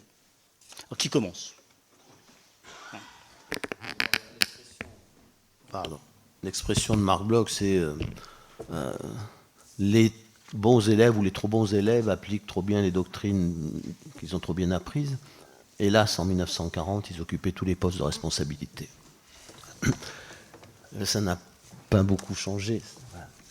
Donc, vous savez, Keynes disait, ce sont davantage les idées qui gouvernent le monde plutôt que les intérêts. Et c'est toujours vrai, c'est-à-dire que la façon dont on a formé, sélectionné les élites dirigeantes a une importance capitale dans la manière dont sont conduites les affaires du monde. Et ça vaut pour le droit comme pour l'économie. C'est une espèce d'idéologie dominante, comme on disait jadis, qui est à l'œuvre. Mais c'est aussi une doctrine. C'est une doctrine qui ne se voit pas, mais c'est quand même une doctrine. Moi, je me souviens des chefs d'État et de gouvernement qui participaient au G20. Ils n'étaient pas au service des grands intérêts. Ils n'étaient pas tous corrompus, vendus au grand capital. Non, non, ils étaient convaincus de ce qu'on leur avait appris. Pourquoi? Parce que d'abord, ils avaient réussi leur carrière en apprenant très bien ce qu'on leur avait appris et en le restituant. Donc, voilà, cette remise en cause était impossible, sauf le petit instant où le monde menaçait de s'écrouler, où là, on oublie tout ce qu'on a appris, puis après ça revient. Mais c'est la thèse selon laquelle tout ça est dicté par une soumission au grand intérêt est une thèse que je trouve aussi trop superficielle et qui ne permet pas de comprendre ce qui se passe. Alors j'ai une petite différence, une toute petite nuance sur ce que vous avez dit à propos des Romains et des aruspices, c'est qu'à Rome, les aruspices n'avaient pas le dernier mot. Rome est une civilisation de la liberté, et vous savez, quand on se levait le matin et que les oiseaux volaient à droite ou à gauche, le Romain avait toujours la possibilité de dire « aujourd'hui je ne consulte pas ». On cite une anecdote très souvent, c'est Jules César débarquant en Afrique pour combattre Scipion, et il tombe sur la plage. C'est un très très mauvais présage. Et il renverse le présage, parce que le Romain peut renverser le présage, il dit « Terre d'Afrique, je te tiens ». Voilà. Mais vraiment, c'est ce que nous avons perdu totalement, ce message-là, enfin, cet héritage. C'est la liberté des Romains est une chose extraordinaire. Le grec est superstitieux, les Romains le sont un peu dans les périodes les pires, mais ils ne laissent pas les aruspices gouverner à leur place. Ça, c'est ma première remarque. Et c'est la même. Enfin, le problème est le même endroit et en économie. C'est ce qu'on a appelé à une époque, on a eu de grands débats politiques là-dessus, mais la pensée unique et le modèle unique. Chaque fois qu'on se battait contre la pensée unique, on disait mais ça n'existe pas. Si, ça existe. Je l'ai rencontré, je l'ai subi, je ne suis pas le seul, avec d'autres, avec Philippe Séguin, avec d'autres, et durement subi. Il faut se souvenir que quand le traité de Maastricht a été adopté, moi j'étais à l'époque maître de conférence à Sciences Po. Et nous avons, tous les enseignants de Sciences Po à l'époque, et on n'était pas dans le totalitarisme actuel, ont reçu une lettre du directeur de l'époque, un éminent personnage, d'ailleurs c'était Alain Lancelot, si mes souvenirs sont exacts, qui nous a écrit en disant quand même le traité a failli être rejeté. Nous devons nous interroger sur notre responsabilité d'enseignants. Ah oui, c'est bon. Donc, voilà, il y a une. Si vous dites que vous êtes critique vis-à-vis d'une version un peu trop extrémiste du libre-échange, ça veut dire que vous êtes un affreux protectionniste. Si vous êtes protectionniste et que vous voulez vous enfermer, vous voulez la guerre commerciale, donc vous voulez la guerre tout court. Si vous êtes contre un traité européen, vous voulez le chaos en Europe, donc vous voulez la guerre en Europe, vous voulez le retour de la guerre en Europe. Tout ça Tout ça est absurde, mais tout ça fonctionne, voilà, fonctionne tous les jours. Et quand vous regardez l'économie européenne, je crois que le meilleur argument, il est là. Regardez ce qu'est devenu l'économie européenne qui a poussé à l'extrême. Personne n'a fait ça dans le monde, ni aux États-Unis, ni au Japon. La place donnée au droit de la concurrence et à la porosité des frontières, les performances de l'économie européenne, hélas, sont plutôt les moins bonnes du monde développé que les meilleures. Mais ça fait rien. Vous pouvez rien dire. Pendant des décennies, on vous a expliqué que tous les économistes sérieux pensaient la même chose. Dans le débat sur le libre-échange, c'était extraordinaire. Vous ne pouviez rien dire, même pas relire l'histoire économique qui est faite d'aller-retour sur le libre-échange, le protectionnisme, de degrés divers. On est typiquement, là, dont je parlais tout à l'heure, dont parlait Marcel Gauchet, faut savoir où mettre le curseur. Voilà, vous n'êtes ni jamais totalement ouvert, vous ne pouvez pas, ni jamais totalement fermé, vous ne pouvez pas non plus. Bon, donc c'est un débat sur le curseur. Mais c'est devenu un débat d'absolu. Vous êtes pour le libre-échange, enfin pour la religion du libre-échange ou pour la religion du protectionnisme. Et quand on essayait d'ouvrir ce débat, vous renvoyez à votre obscurantisme, à votre ignorance, bien connu que tous ceux qui n'étaient pas d'accord avec la pensée unique étaient des obscurantistes et des ignorants. Jusqu'au jour d'ailleurs, en 2004, où un économiste assez renommé qui s'appelait Paul Samuelson, un des grands théoriciens du commerce international, donc pas vraiment un protectionniste, a expliqué dans un petit article remarquable que finalement, c'était pas si simple, la mondialisation et le libre-échange. Bon, on disait toujours, mais de toute façon, c'est bien d'ouvrir les frontières, de pratiquer le libre-échange, tant que le surplus dégagé est positif, sachant que on peut redistribuer ce surplus aux perdants. Oui, mais comme commence son article en disant, oui, mais le problème, c'est que les gagnants, ils n'ont pas toujours envie de redistribuer le surplus aux perdants. Voilà. Puis après, il expliquait pourquoi. Il expliquait des petits modèles, pourquoi tout ça n'était pas si simple. Alors enfin, on avait un argument, on pouvait dire pourquoi c'est pas un économiste sérieux. Vous voyez, on en est réduit à des arguments d'autorité absolue, et on n'a pas avancé. Moi, j'ai appartenu à une famille politique, c'est extraordinaire, qui avait bien décliné intellectuellement et moralement, mais quand vous disiez, bon, il y a quand même un problème avec la finance globale, il y a toujours un imbécile pour dire, ah non, mais on n'est pas chez les gauchistes ici. Bon. Non, mais c'est vrai, vous dites, prononcez le mot nationalisation. Je sais pas, par exemple, moi je suis très partisan qu'on nationalise EDF, je pense que c'est le bon sens même, hein. Il n'y a pas besoin d'être stalinien, marxiste, non. Mais je vous dis, à mon époque, les communistes, ce n'est pas au Parti communiste. Voilà, c'est l'état déplorable du débat intellectuel et du débat politique. Mais ce que je voudrais juste dire, c'est que l'économie, dans cette histoire, elle n'est pas secondaire, parce qu'elle est l'argument principal pour justifier l'impuissance des États, l'impuissance des nations et la nécessité aujourd'hui de les dépasser. Qui est en réalité, comme l'a très bien expliqué Marcel Gauchet, un dépassement de la démocratie. Hein. Voilà. Donc il ne faut pas traiter ça par le... Moi, je suis toujours frappé de voir dans les campagnes des gens qui défendent le souverainisme, la nation, sa survie, son identité, et qui accordent très peu d'importance à la question de savoir ce que nous allons faire en matière économique, parce qu'une fois qu'on a dit qu'on allait relocaliser, c'est bien, il faut dire comment. Voilà. Et si on ne peut pas le faire, et dans l'état actuel des choses, et en particulier dans l'état actuel du droit européen, on ne va pas pouvoir faire grand-chose. Ce n'est pas la peine de dire je vais faire une politique commerciale, une politique industrielle, une politique de commande publique, quand vous savez que tout ça est contraire au droit de la concurrence en Europe. Et par conséquent, si vous n'avez pas une idée de ce que vous allez faire par rapport au droit de la concurrence, quelle est votre position sur le droit de la concurrence, vous ne ferez rien. Et les problèmes, ils sont pas tant par essence économiques, ils relèvent du droit économique, très souvent.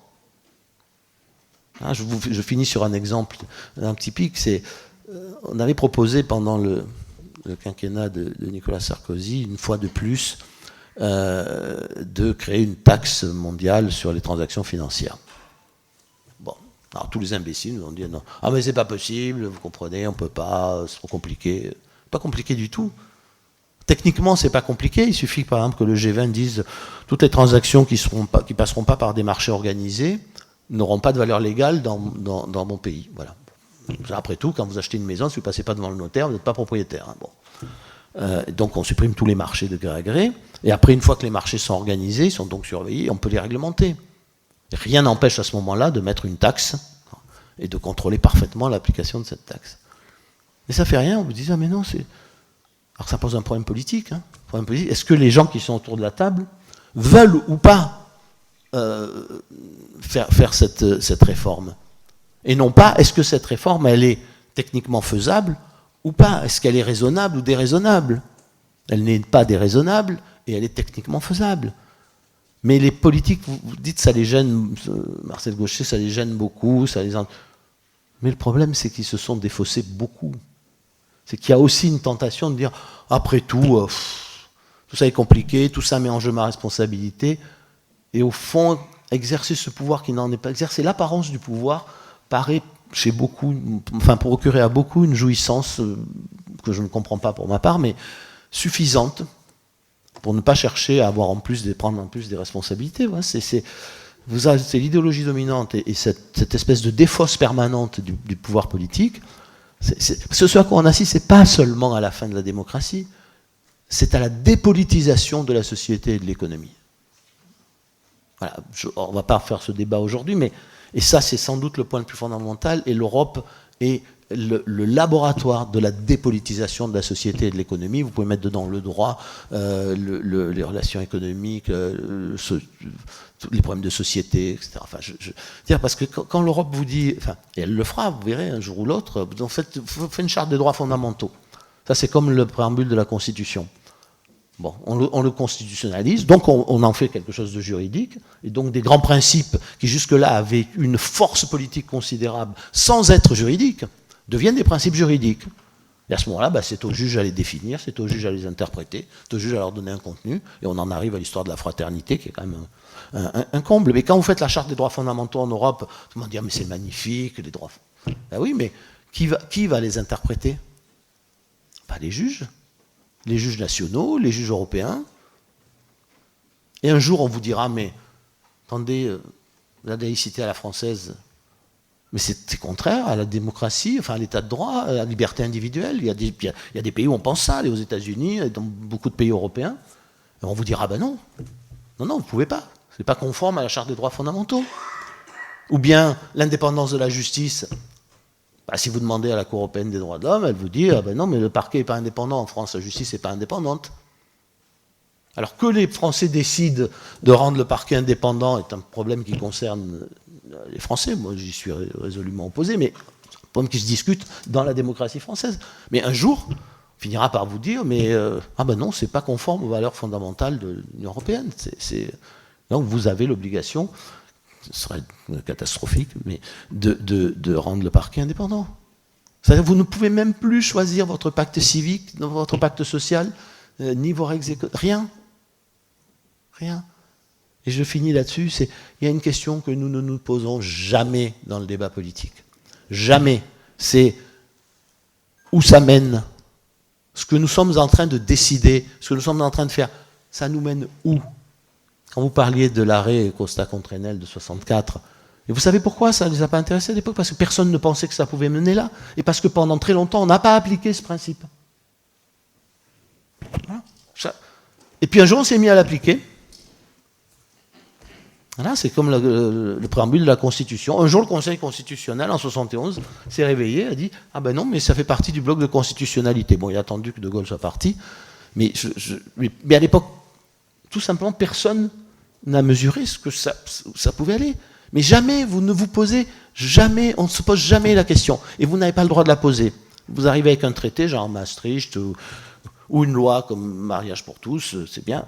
Si vous dites, oui, mais attention, voilà les conséquences de ce que nous décidons. Alors, on vous dit, non, mais c'est pas dans le traité. C'est pas dans le traité, mais c'est dans les conséquences du traité. Et comme disait très joliment Régis Debray, dans un petit livre qu'il avait fait sur De Gaulle il y a quelques décennies, il disait « L'homme d'État est celui qui veut les conséquences de ce qu'il veut. » Voilà. Soit dit en passant, le citoyen devrait les vouloir aussi. Merci. Marcel Gauchet. Donc. C'est bon. C'est bon. Juste un petit mot. Dans les conséquences de décisions qui n'ont pas été mesurées au moment où elles ont été prises, un bon exemple sur le terrain où nous nous situons est celui que vous avez dû avoir à connaître, qui est la question prioritaire de constitutionnalité que nous devons à Nicolas Sarkozy. Je crois que là, ça faisait moderne. Comment ça et on commence à voir où ça nous conduit tous les jours, un peu plus. Voilà. Bon. Alors, je reviens à la question qui était posée, qui nous devait nous...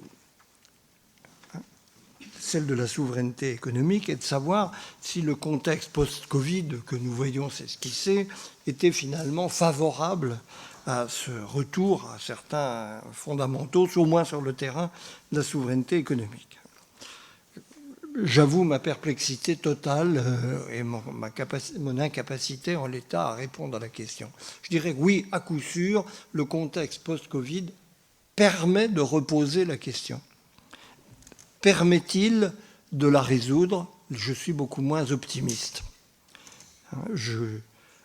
L'exemple qui me frappe dans l'actualité immédiate est celui du débat de la pré-campagne présidentielle où un thème fait consensus chez tous les candidats, qui est celui de la réindustrialisation. Très bien. Mais pourquoi la désindustrialisation ? Et l'idée qu'on va faire la réindustrialisation sans se demander quelles sont les causes de la désindustrialisation spectaculaire qui fait de la France un des pays, en tout cas dans les pays de l'Ouest européen développés, les moins industrialisés, n'est jamais posée. Comment on en est arrivé là et pourquoi et par quelle voie et en fonction de quoi ? Comment réindustrialiser sans se demander pourquoi nous avons à ce point désindustrialisé ?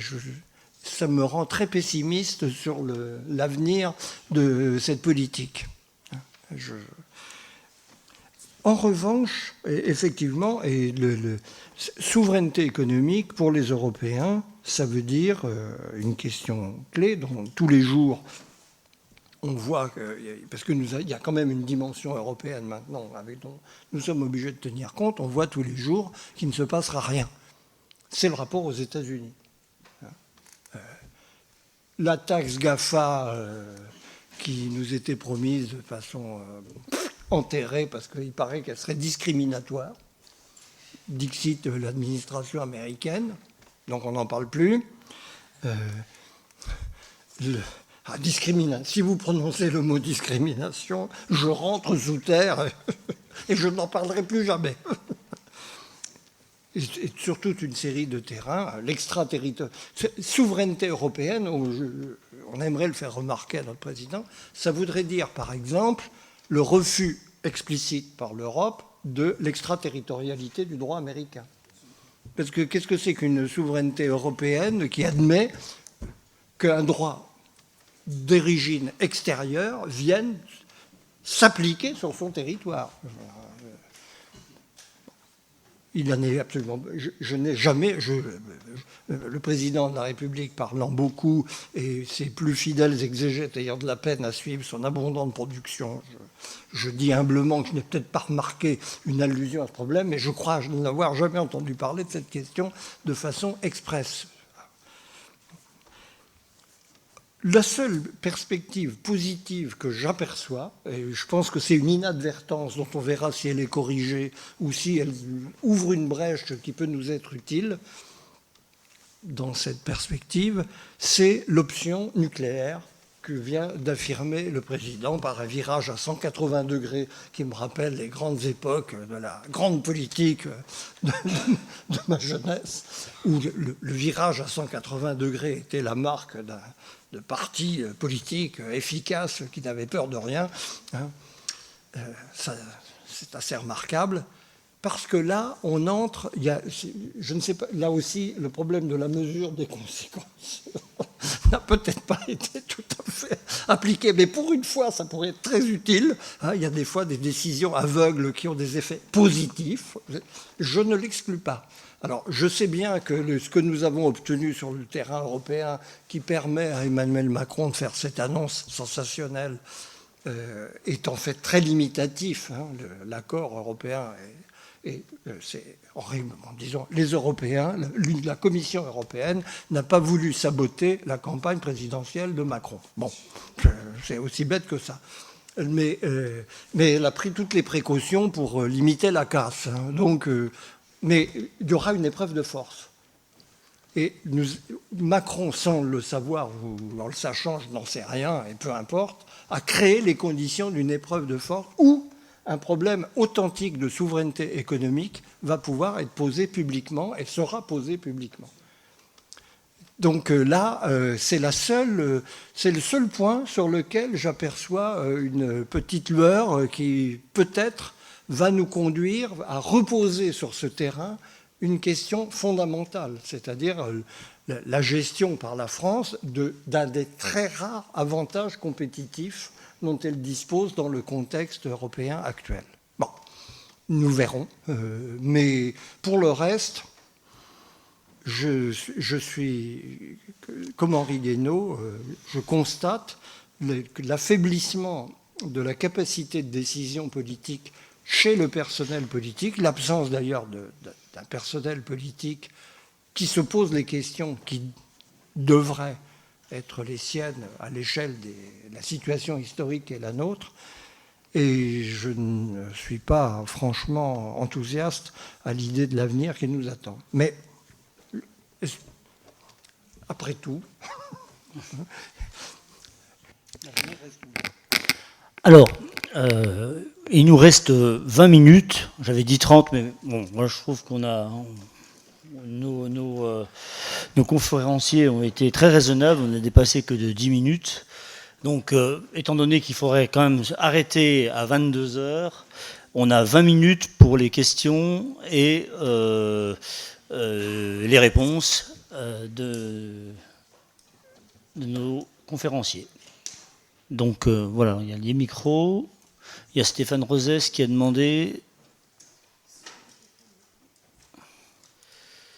Alors, je ne sais pas s'il fonctionne. Allez. Merci aux conférenciers. Ça marche? C'est bon, là?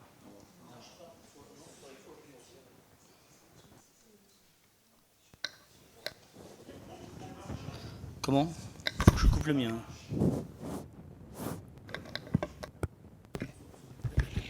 Merci aux conférenciers.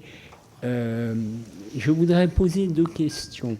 La première ressort de ce que vous avez abordé, surtout Marcel Gauchet, c'est au fond la nécessité française du processus où la France rentre dans le néolibéralisme européen à l'insu de son plein gré, au nom de l'idée européenne.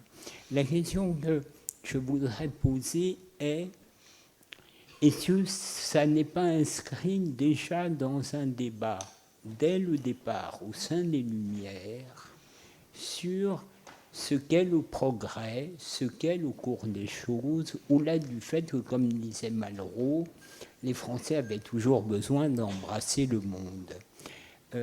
Je veux dire par là, Montesquieu, je parle sous votre contrôle, comme juriste, dit que la loi et le cours des choses doivent dépendre des us et coutumes des peuples.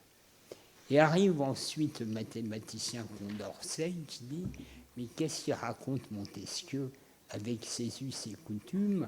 Le monde est un, la raison est une, le progrès avec un grand P est un, et ça doit se déployer indépendamment des us et coutumes des peuples. » Donc, et s'il n'y a pas dans les représentations françaises quelque chose qui fait qu'au fond, on passe sans s'en rendre compte assez facilement d'une conception libérale à la Montesquieu à une conception qui peut aller vers le néolibéralisme, une dépossession de la souveraineté des peuples en s'extrayant des us et coutumes. Deuxième question, sur la difficulté française aujourd'hui. Ça a été dit, le sommet de l'État accompagne une Europe néolibérale, d'ailleurs plus indexée aux représentations ordo-libérales allemandes, sans que mécaniquement nos dirigeants, nos classes dirigeantes n'épousent le malaise français. Notre problème n'est-il pas, et là on en revient, me semble-t-il, à la singularité du peuple français, que justement la France s'est constituée autour de l'État et que l'État a précédé la nation, de sorte que au sommet de l'État et les classes dirigeantes sont dans un surplomb incroyable par rapport au peuple français, et de son côté, le peuple français est quand même prêt à accepter beaucoup de choses d'un État, même quand il se retourne contre lui, sauf à des moments comme les gilets jaunes, quand il est indiqué dans une pancarte Macron nourrit ton peuple, qui pose bien au fond la question de la souveraineté que vous avez posée. Il a nourri, comme dans l'Ancien Régime, la question fiscale, la question sociale, et puis il y a ton peuple. C'est-à-dire, tu as été élu en disant que le premier mandat que tu avais confié les Français, c'était de restaurer la souveraineté de la nation. Quand Merkel dit non, tu fais l'inverse. Mais le problème néanmoins demeure. Vous l'avez posé. Il y a le moment de la présidentielle, mais après, qu'est-ce qui risque de se passer dans cette autonomie incroyable de l'État par rapport à la nation pour des raisons historiques?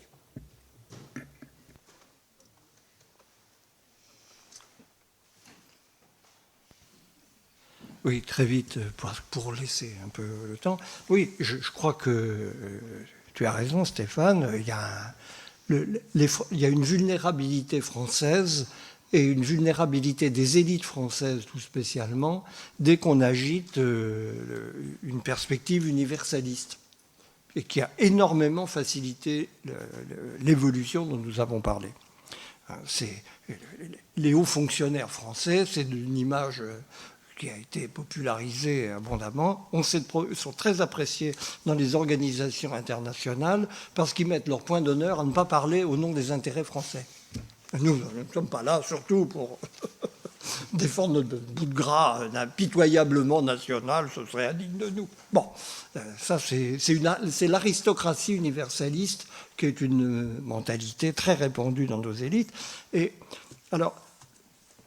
aussi, en effet, c'est un trait associé, en fait, c'est la confiance défiante envers l'État, qui est l'ambivalence française par excellence dans la population. Est mal comprise en général, parce que les taux de défiance à l'égard des autorités en France sont gigantesques, mais c'est d'une défiance qui repose sur la frustration d'une confiance de principe. On voit bien que dans l'application, ça ne marche pas, donc on n'est pas content, ce qui est normal. Mais dans le principe, on estime qu'on devrait leur faire confiance. Et ça ouvre une marge de manœuvre incroyable aux gouvernants qui savent se servir de cette ambivalence pour faire passer toutes sortes de pilules qui, dans des pays plus prosaïques et moins ambitieux politiquement, ne marcheraient jamais. Donc je crois qu'en effet, à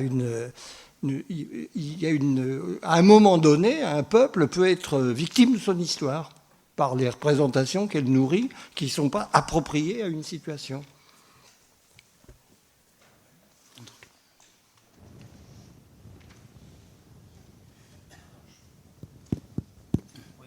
Il semblerait. Sinon, il y en a un.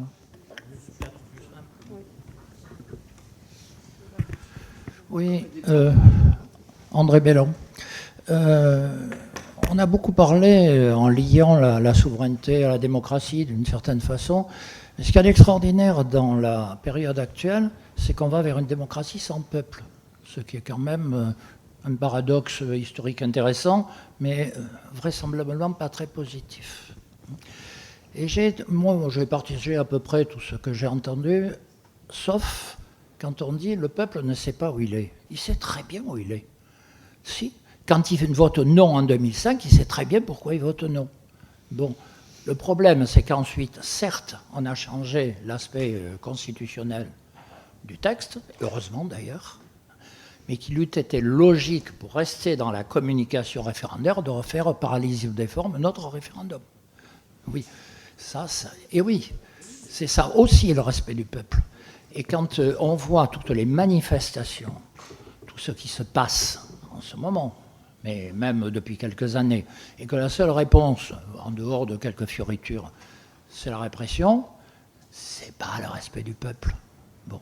Et quelque part, on aboutit à une contradiction extraordinaire, et d'ailleurs j'ai entendu un certain nombre de responsables dire « heureusement que nous avons nos institutions, ça permet la stabilité gouvernementale ». Mais à quel prix ? La stabilité gouvernementale au prix de la disparition du contrat social, et donc de la disparition du corps politique souverain qui s'appelle le peuple. Alors c'est pour ça, mais on ne va pas rentrer dans ce débat maintenant, que nous avons en tant que symbole dit qu'il faut l'élection d'une constituante. Voilà. Henri Guénou. Le bouton. Je ne vais pas vous répondre longuement sur la constituante, parce que je pense que ce n'est pas la meilleure façon de faire revenir le peuple dans la vie politique française. Je pense que c'est toujours une erreur, mais c'est ma lecture de l'histoire, parce qu'une constituante, c'est le marchand... Une constituante, elle construit une constitution à travers le marchandage des partis politiques, de leurs intérêts. Voilà. Donc moi, je préfère de loin la solution de 58. On fait un comité constitutionnel avec des gouvernants qui ont des idées constitutionnelles, qui les fixent, et ensuite on va devant le peuple. Le peuple dit oui, ben on l'adopte. Le peuple dit non, on recommence. Voilà. Je pense que ça me paraît une bien meilleure solution. La constituante étant plutôt un détournement de la volonté populaire. Mais ça, c'est ma méfiance envers les régimes d'assemblée, et qui dans l'histoire, en tout cas dans l'histoire de notre pays, ont pas fait la preuve de leur efficacité et de leur capacité à assurer le bonheur du peuple. Voilà. Mais c'est un débat qui nous les amènerait trop loin. Je reviens un instant sur la Constitution européenne. Alors d'abord, c'est retourner devant le peuple, oui, c'est facile à dire, sauf que beaucoup de nos partenaires avaient déjà ratifié le traité. Voilà. Donc, mais c'est le système dans lequel nous nous sommes mis, il faut comprendre. Donc c'était pas un argument non plus totalement absurde que de dire... si on dit à nos partenaires qu'on retourne devant le peuple avec les résultats qu'on pouvait, enfin l'incertitude sur les résultats qu'on pouvait imaginer, ils vont pas du tout être contents. Voilà. Alors, non mais c'est une réalité. D'autre part, je vous rappelle quand même que pendant la campagne présidentielle, ce sujet a été mis au centre de la campagne, il a été assumé par le candidat et le candidat a été élu. Voilà, il a trompé personne, tout ça n'est... Voilà. Moi, je ne suis pas favorable au traité de Lisbonne. Je pense que mais on ne peut pas faire non plus un procès excessif en manque de démocratie sur cet épisode. Je crois que le traité de Lisbonne, moi, il m'a appris comment, à partir d'un traité simplifié, on transformait ça on obtenait un monstre, on accouchait d'un monstre. Et ma conviction profonde, c'est que maintenant, il faut cesser de reparler de refaire le film de cette histoire. Il faut en tirer les conséquences. Et la conséquence, c'est que il faut inscrire aussi dans la Constitution que chaque fois qu'on aura on sera confronté au problème de l'adoption d'un traité qui met en cause des questions d'indépendance ou de souveraineté, il devra obligatoirement passer par le référendum et non plus par le Congrès. Voilà. Une fois que vous avez inscrit ça dans la Constitution, je suis parfaitement conscient que ça a été une espèce de naufrage, ça a été vécu comme un naufrage démocratique par beaucoup de gens. Et donc, tirons-en les conséquences. Enfin, j'ai entendu personne pour l'instant dans cette... je ne sais pas, vous appelez ça une campagne présidentielle, enfin, non, mais vous posez cette question, enfin, voilà, il faut voir la façon dont les choses se passent, dont les décisions sont prises. Vous parliez de la QPC tout à l'heure, c'est un peu le même sujet, mais moi je me souviens d'avoir vu un président qui n'avait pas d'idée arrêtée sur la question, mais tous les corps constitués, tous les ministres, vous expliquez que oui, mais enfin, c'était bien. Moi, je me souviens que le Conseil d'État disait mais ça va nous permettre de renationaliser les contentieux. Et la première décision qui est intervenue, ça a été un renvoi par la Cour de cassation à la Cour de justice. Ah ben ils se sont dit oui, ça c'est pas possible, mais c'est fait. Voilà, si vous voulez, voilà, il y a une pression quand vous êtes au cœur du pouvoir présidentiel en France. Vous avez la pression de toute la société, de tous les corps constitués. Il faut prendre ça en compte aussi. Hein. Le peuple, il n'intervient pas dans l'histoire, sauf dans les cas tragiques, dans la grande crise. Il intervient rarement en tant que peuple. Hein. Il intervient à travers ses représentants, à travers des partis, à travers les syndicats, à travers ceux qui acceptent d'aller manifester, mais qui ne sont pas eux tout seuls le peuple. Voilà, donc c'est une question très compliquée. De là à effacer l'idée même de peuple dans nos institutions et dans la vie politique, il y a une marge. Mais des solutions simplistes du genre le référendum d'initiative citoyenne, le référendum révocatoire, les constituantes, etc. Regardons-les de près. Notre pays a affronté pendant 2 siècles le problème de l'incapacité à être gouverné.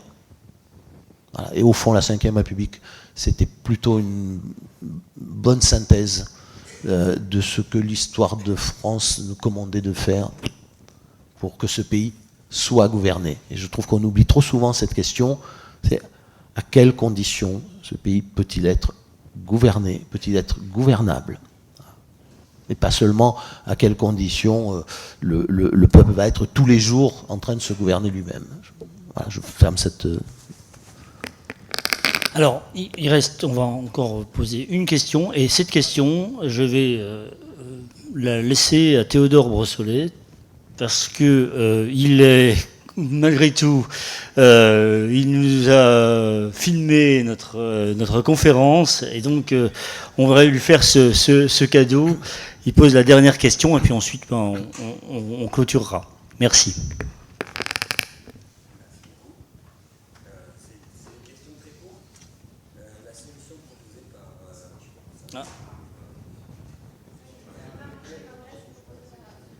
C'est bon ? Merci beaucoup.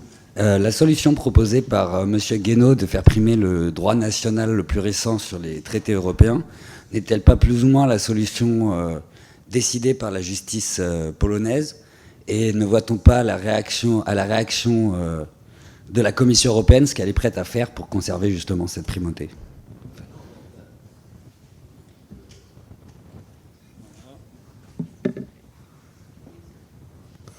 Ça y est, voilà, c'est bon. Le débat qui s'est noué autour de la décision de la Cour constitutionnelle polonaise n'était pas celui-là. Le débat était celui de la primauté ou non du droit constitutionnel polonais par rapport au droit européen. Mais cette question ne se pose pas. Enfin, je ne comprends pas pourquoi ce débat s'est développé. Il ne se pose nulle part. La Cour de Karlsruhe, elle affirme dans chaque jurisprudence la primauté du droit allemand, du droit constitutionnel allemand. D'ailleurs, elle donne une définition de la souveraineté juridique qui me paraît très juste, c'est la compétence de la compétence. Voilà, et ça, vous ne pouvez l'arracher à aucun peuple, sauf à ce que les peuples européens disparaissent. Voilà, mais la question, elle ne se pose pas. Partout, dans tous les pays européens, le droit constitutionnel est supérieur au droit communautaire. Encore une fois, il n'y a que la Commission européenne et la Cour de justice qui pensent le contraire. Mais en pratique, c'est pas le cas. Voilà. Donc moi, ma solution, elle porte sur la primauté du droit européen, sur la loi nationale et sur les textes réglementaires. Voilà. Ah mais parce que la Commission, pour elle, il n'y a aucun doute que le droit communautaire est supérieur à tout. à tout. Hein. Et comme elle a été suivie par des gens qui sont à la fois incompétents, et puis parce que c'était la Pologne, et puis enfin voilà, je veux dire, on est gouverné par des gens, même quand ils ont fait une partie de leur carrière au Conseil d'État ou dans la magistrature, qui sont d'une incompétence rare. Enfin, non, mais ça a été très bien dit par un tas de gens éminents. Je veux dire, cette question ne se posait pas. Ce débat était parce qu'il y a deux débats en Pologne. Il y a le débat sur la réforme judiciaire. On considère que cette réforme n'est pas conforme aux valeurs européennes, donc la nature même de la réforme judiciaire. Et la deuxième est un problème de principe. Est-ce que le droit constitutionnel polonais est supérieur ou non au droit européen ? Oui, il est supérieur, comme le droit constitutionnel français, comme le droit constitutionnel allemand. Je vous cite un exemple. Il y a 1 an et demi, 2 ans, vous savez, après les élections européennes, des indépendantistes catalans, 2 ont été élus au Parlement européen, en Espagne. Et ils étaient poursuivis par la justice espagnole pour la fameuse histoire du référendum catalan. Et avec des accusations très, très, très lourdes. S'ils sont parlementaires européens, ils ont droit à l'immunité des parlementaires européens. Ça a été d'ailleurs tranché par la Cour de justice qui a dit oui, ils ont droit à l'immunité. Et la Cour suprême espagnole a dit s'ils reviennent en Espagne, ils vont en prison. Voilà. Non, mais c'est pour vous dire que... et c'est d'ailleurs la première fois à ma connaissance qu'une Cour suprême nationale va aussi loin dans la contestation sur un sujet qui était majeur, un sujet de souveraineté, qui était vraiment, alors pour le coup, on était au cœur de la question de l'unité de l'Espagne et de la survie de la démocratie espagnole. Donc, voilà, il n'y a pas de doute sur la supériorité des constitutions, et il commence à y avoir quand même des failles sur la supériorité du droit communautaire sur toutes les formes de droit, sur toutes les autres formes juridiques nationales. Je crois qu'on va arrêter, il est un peu plus de 22 heures.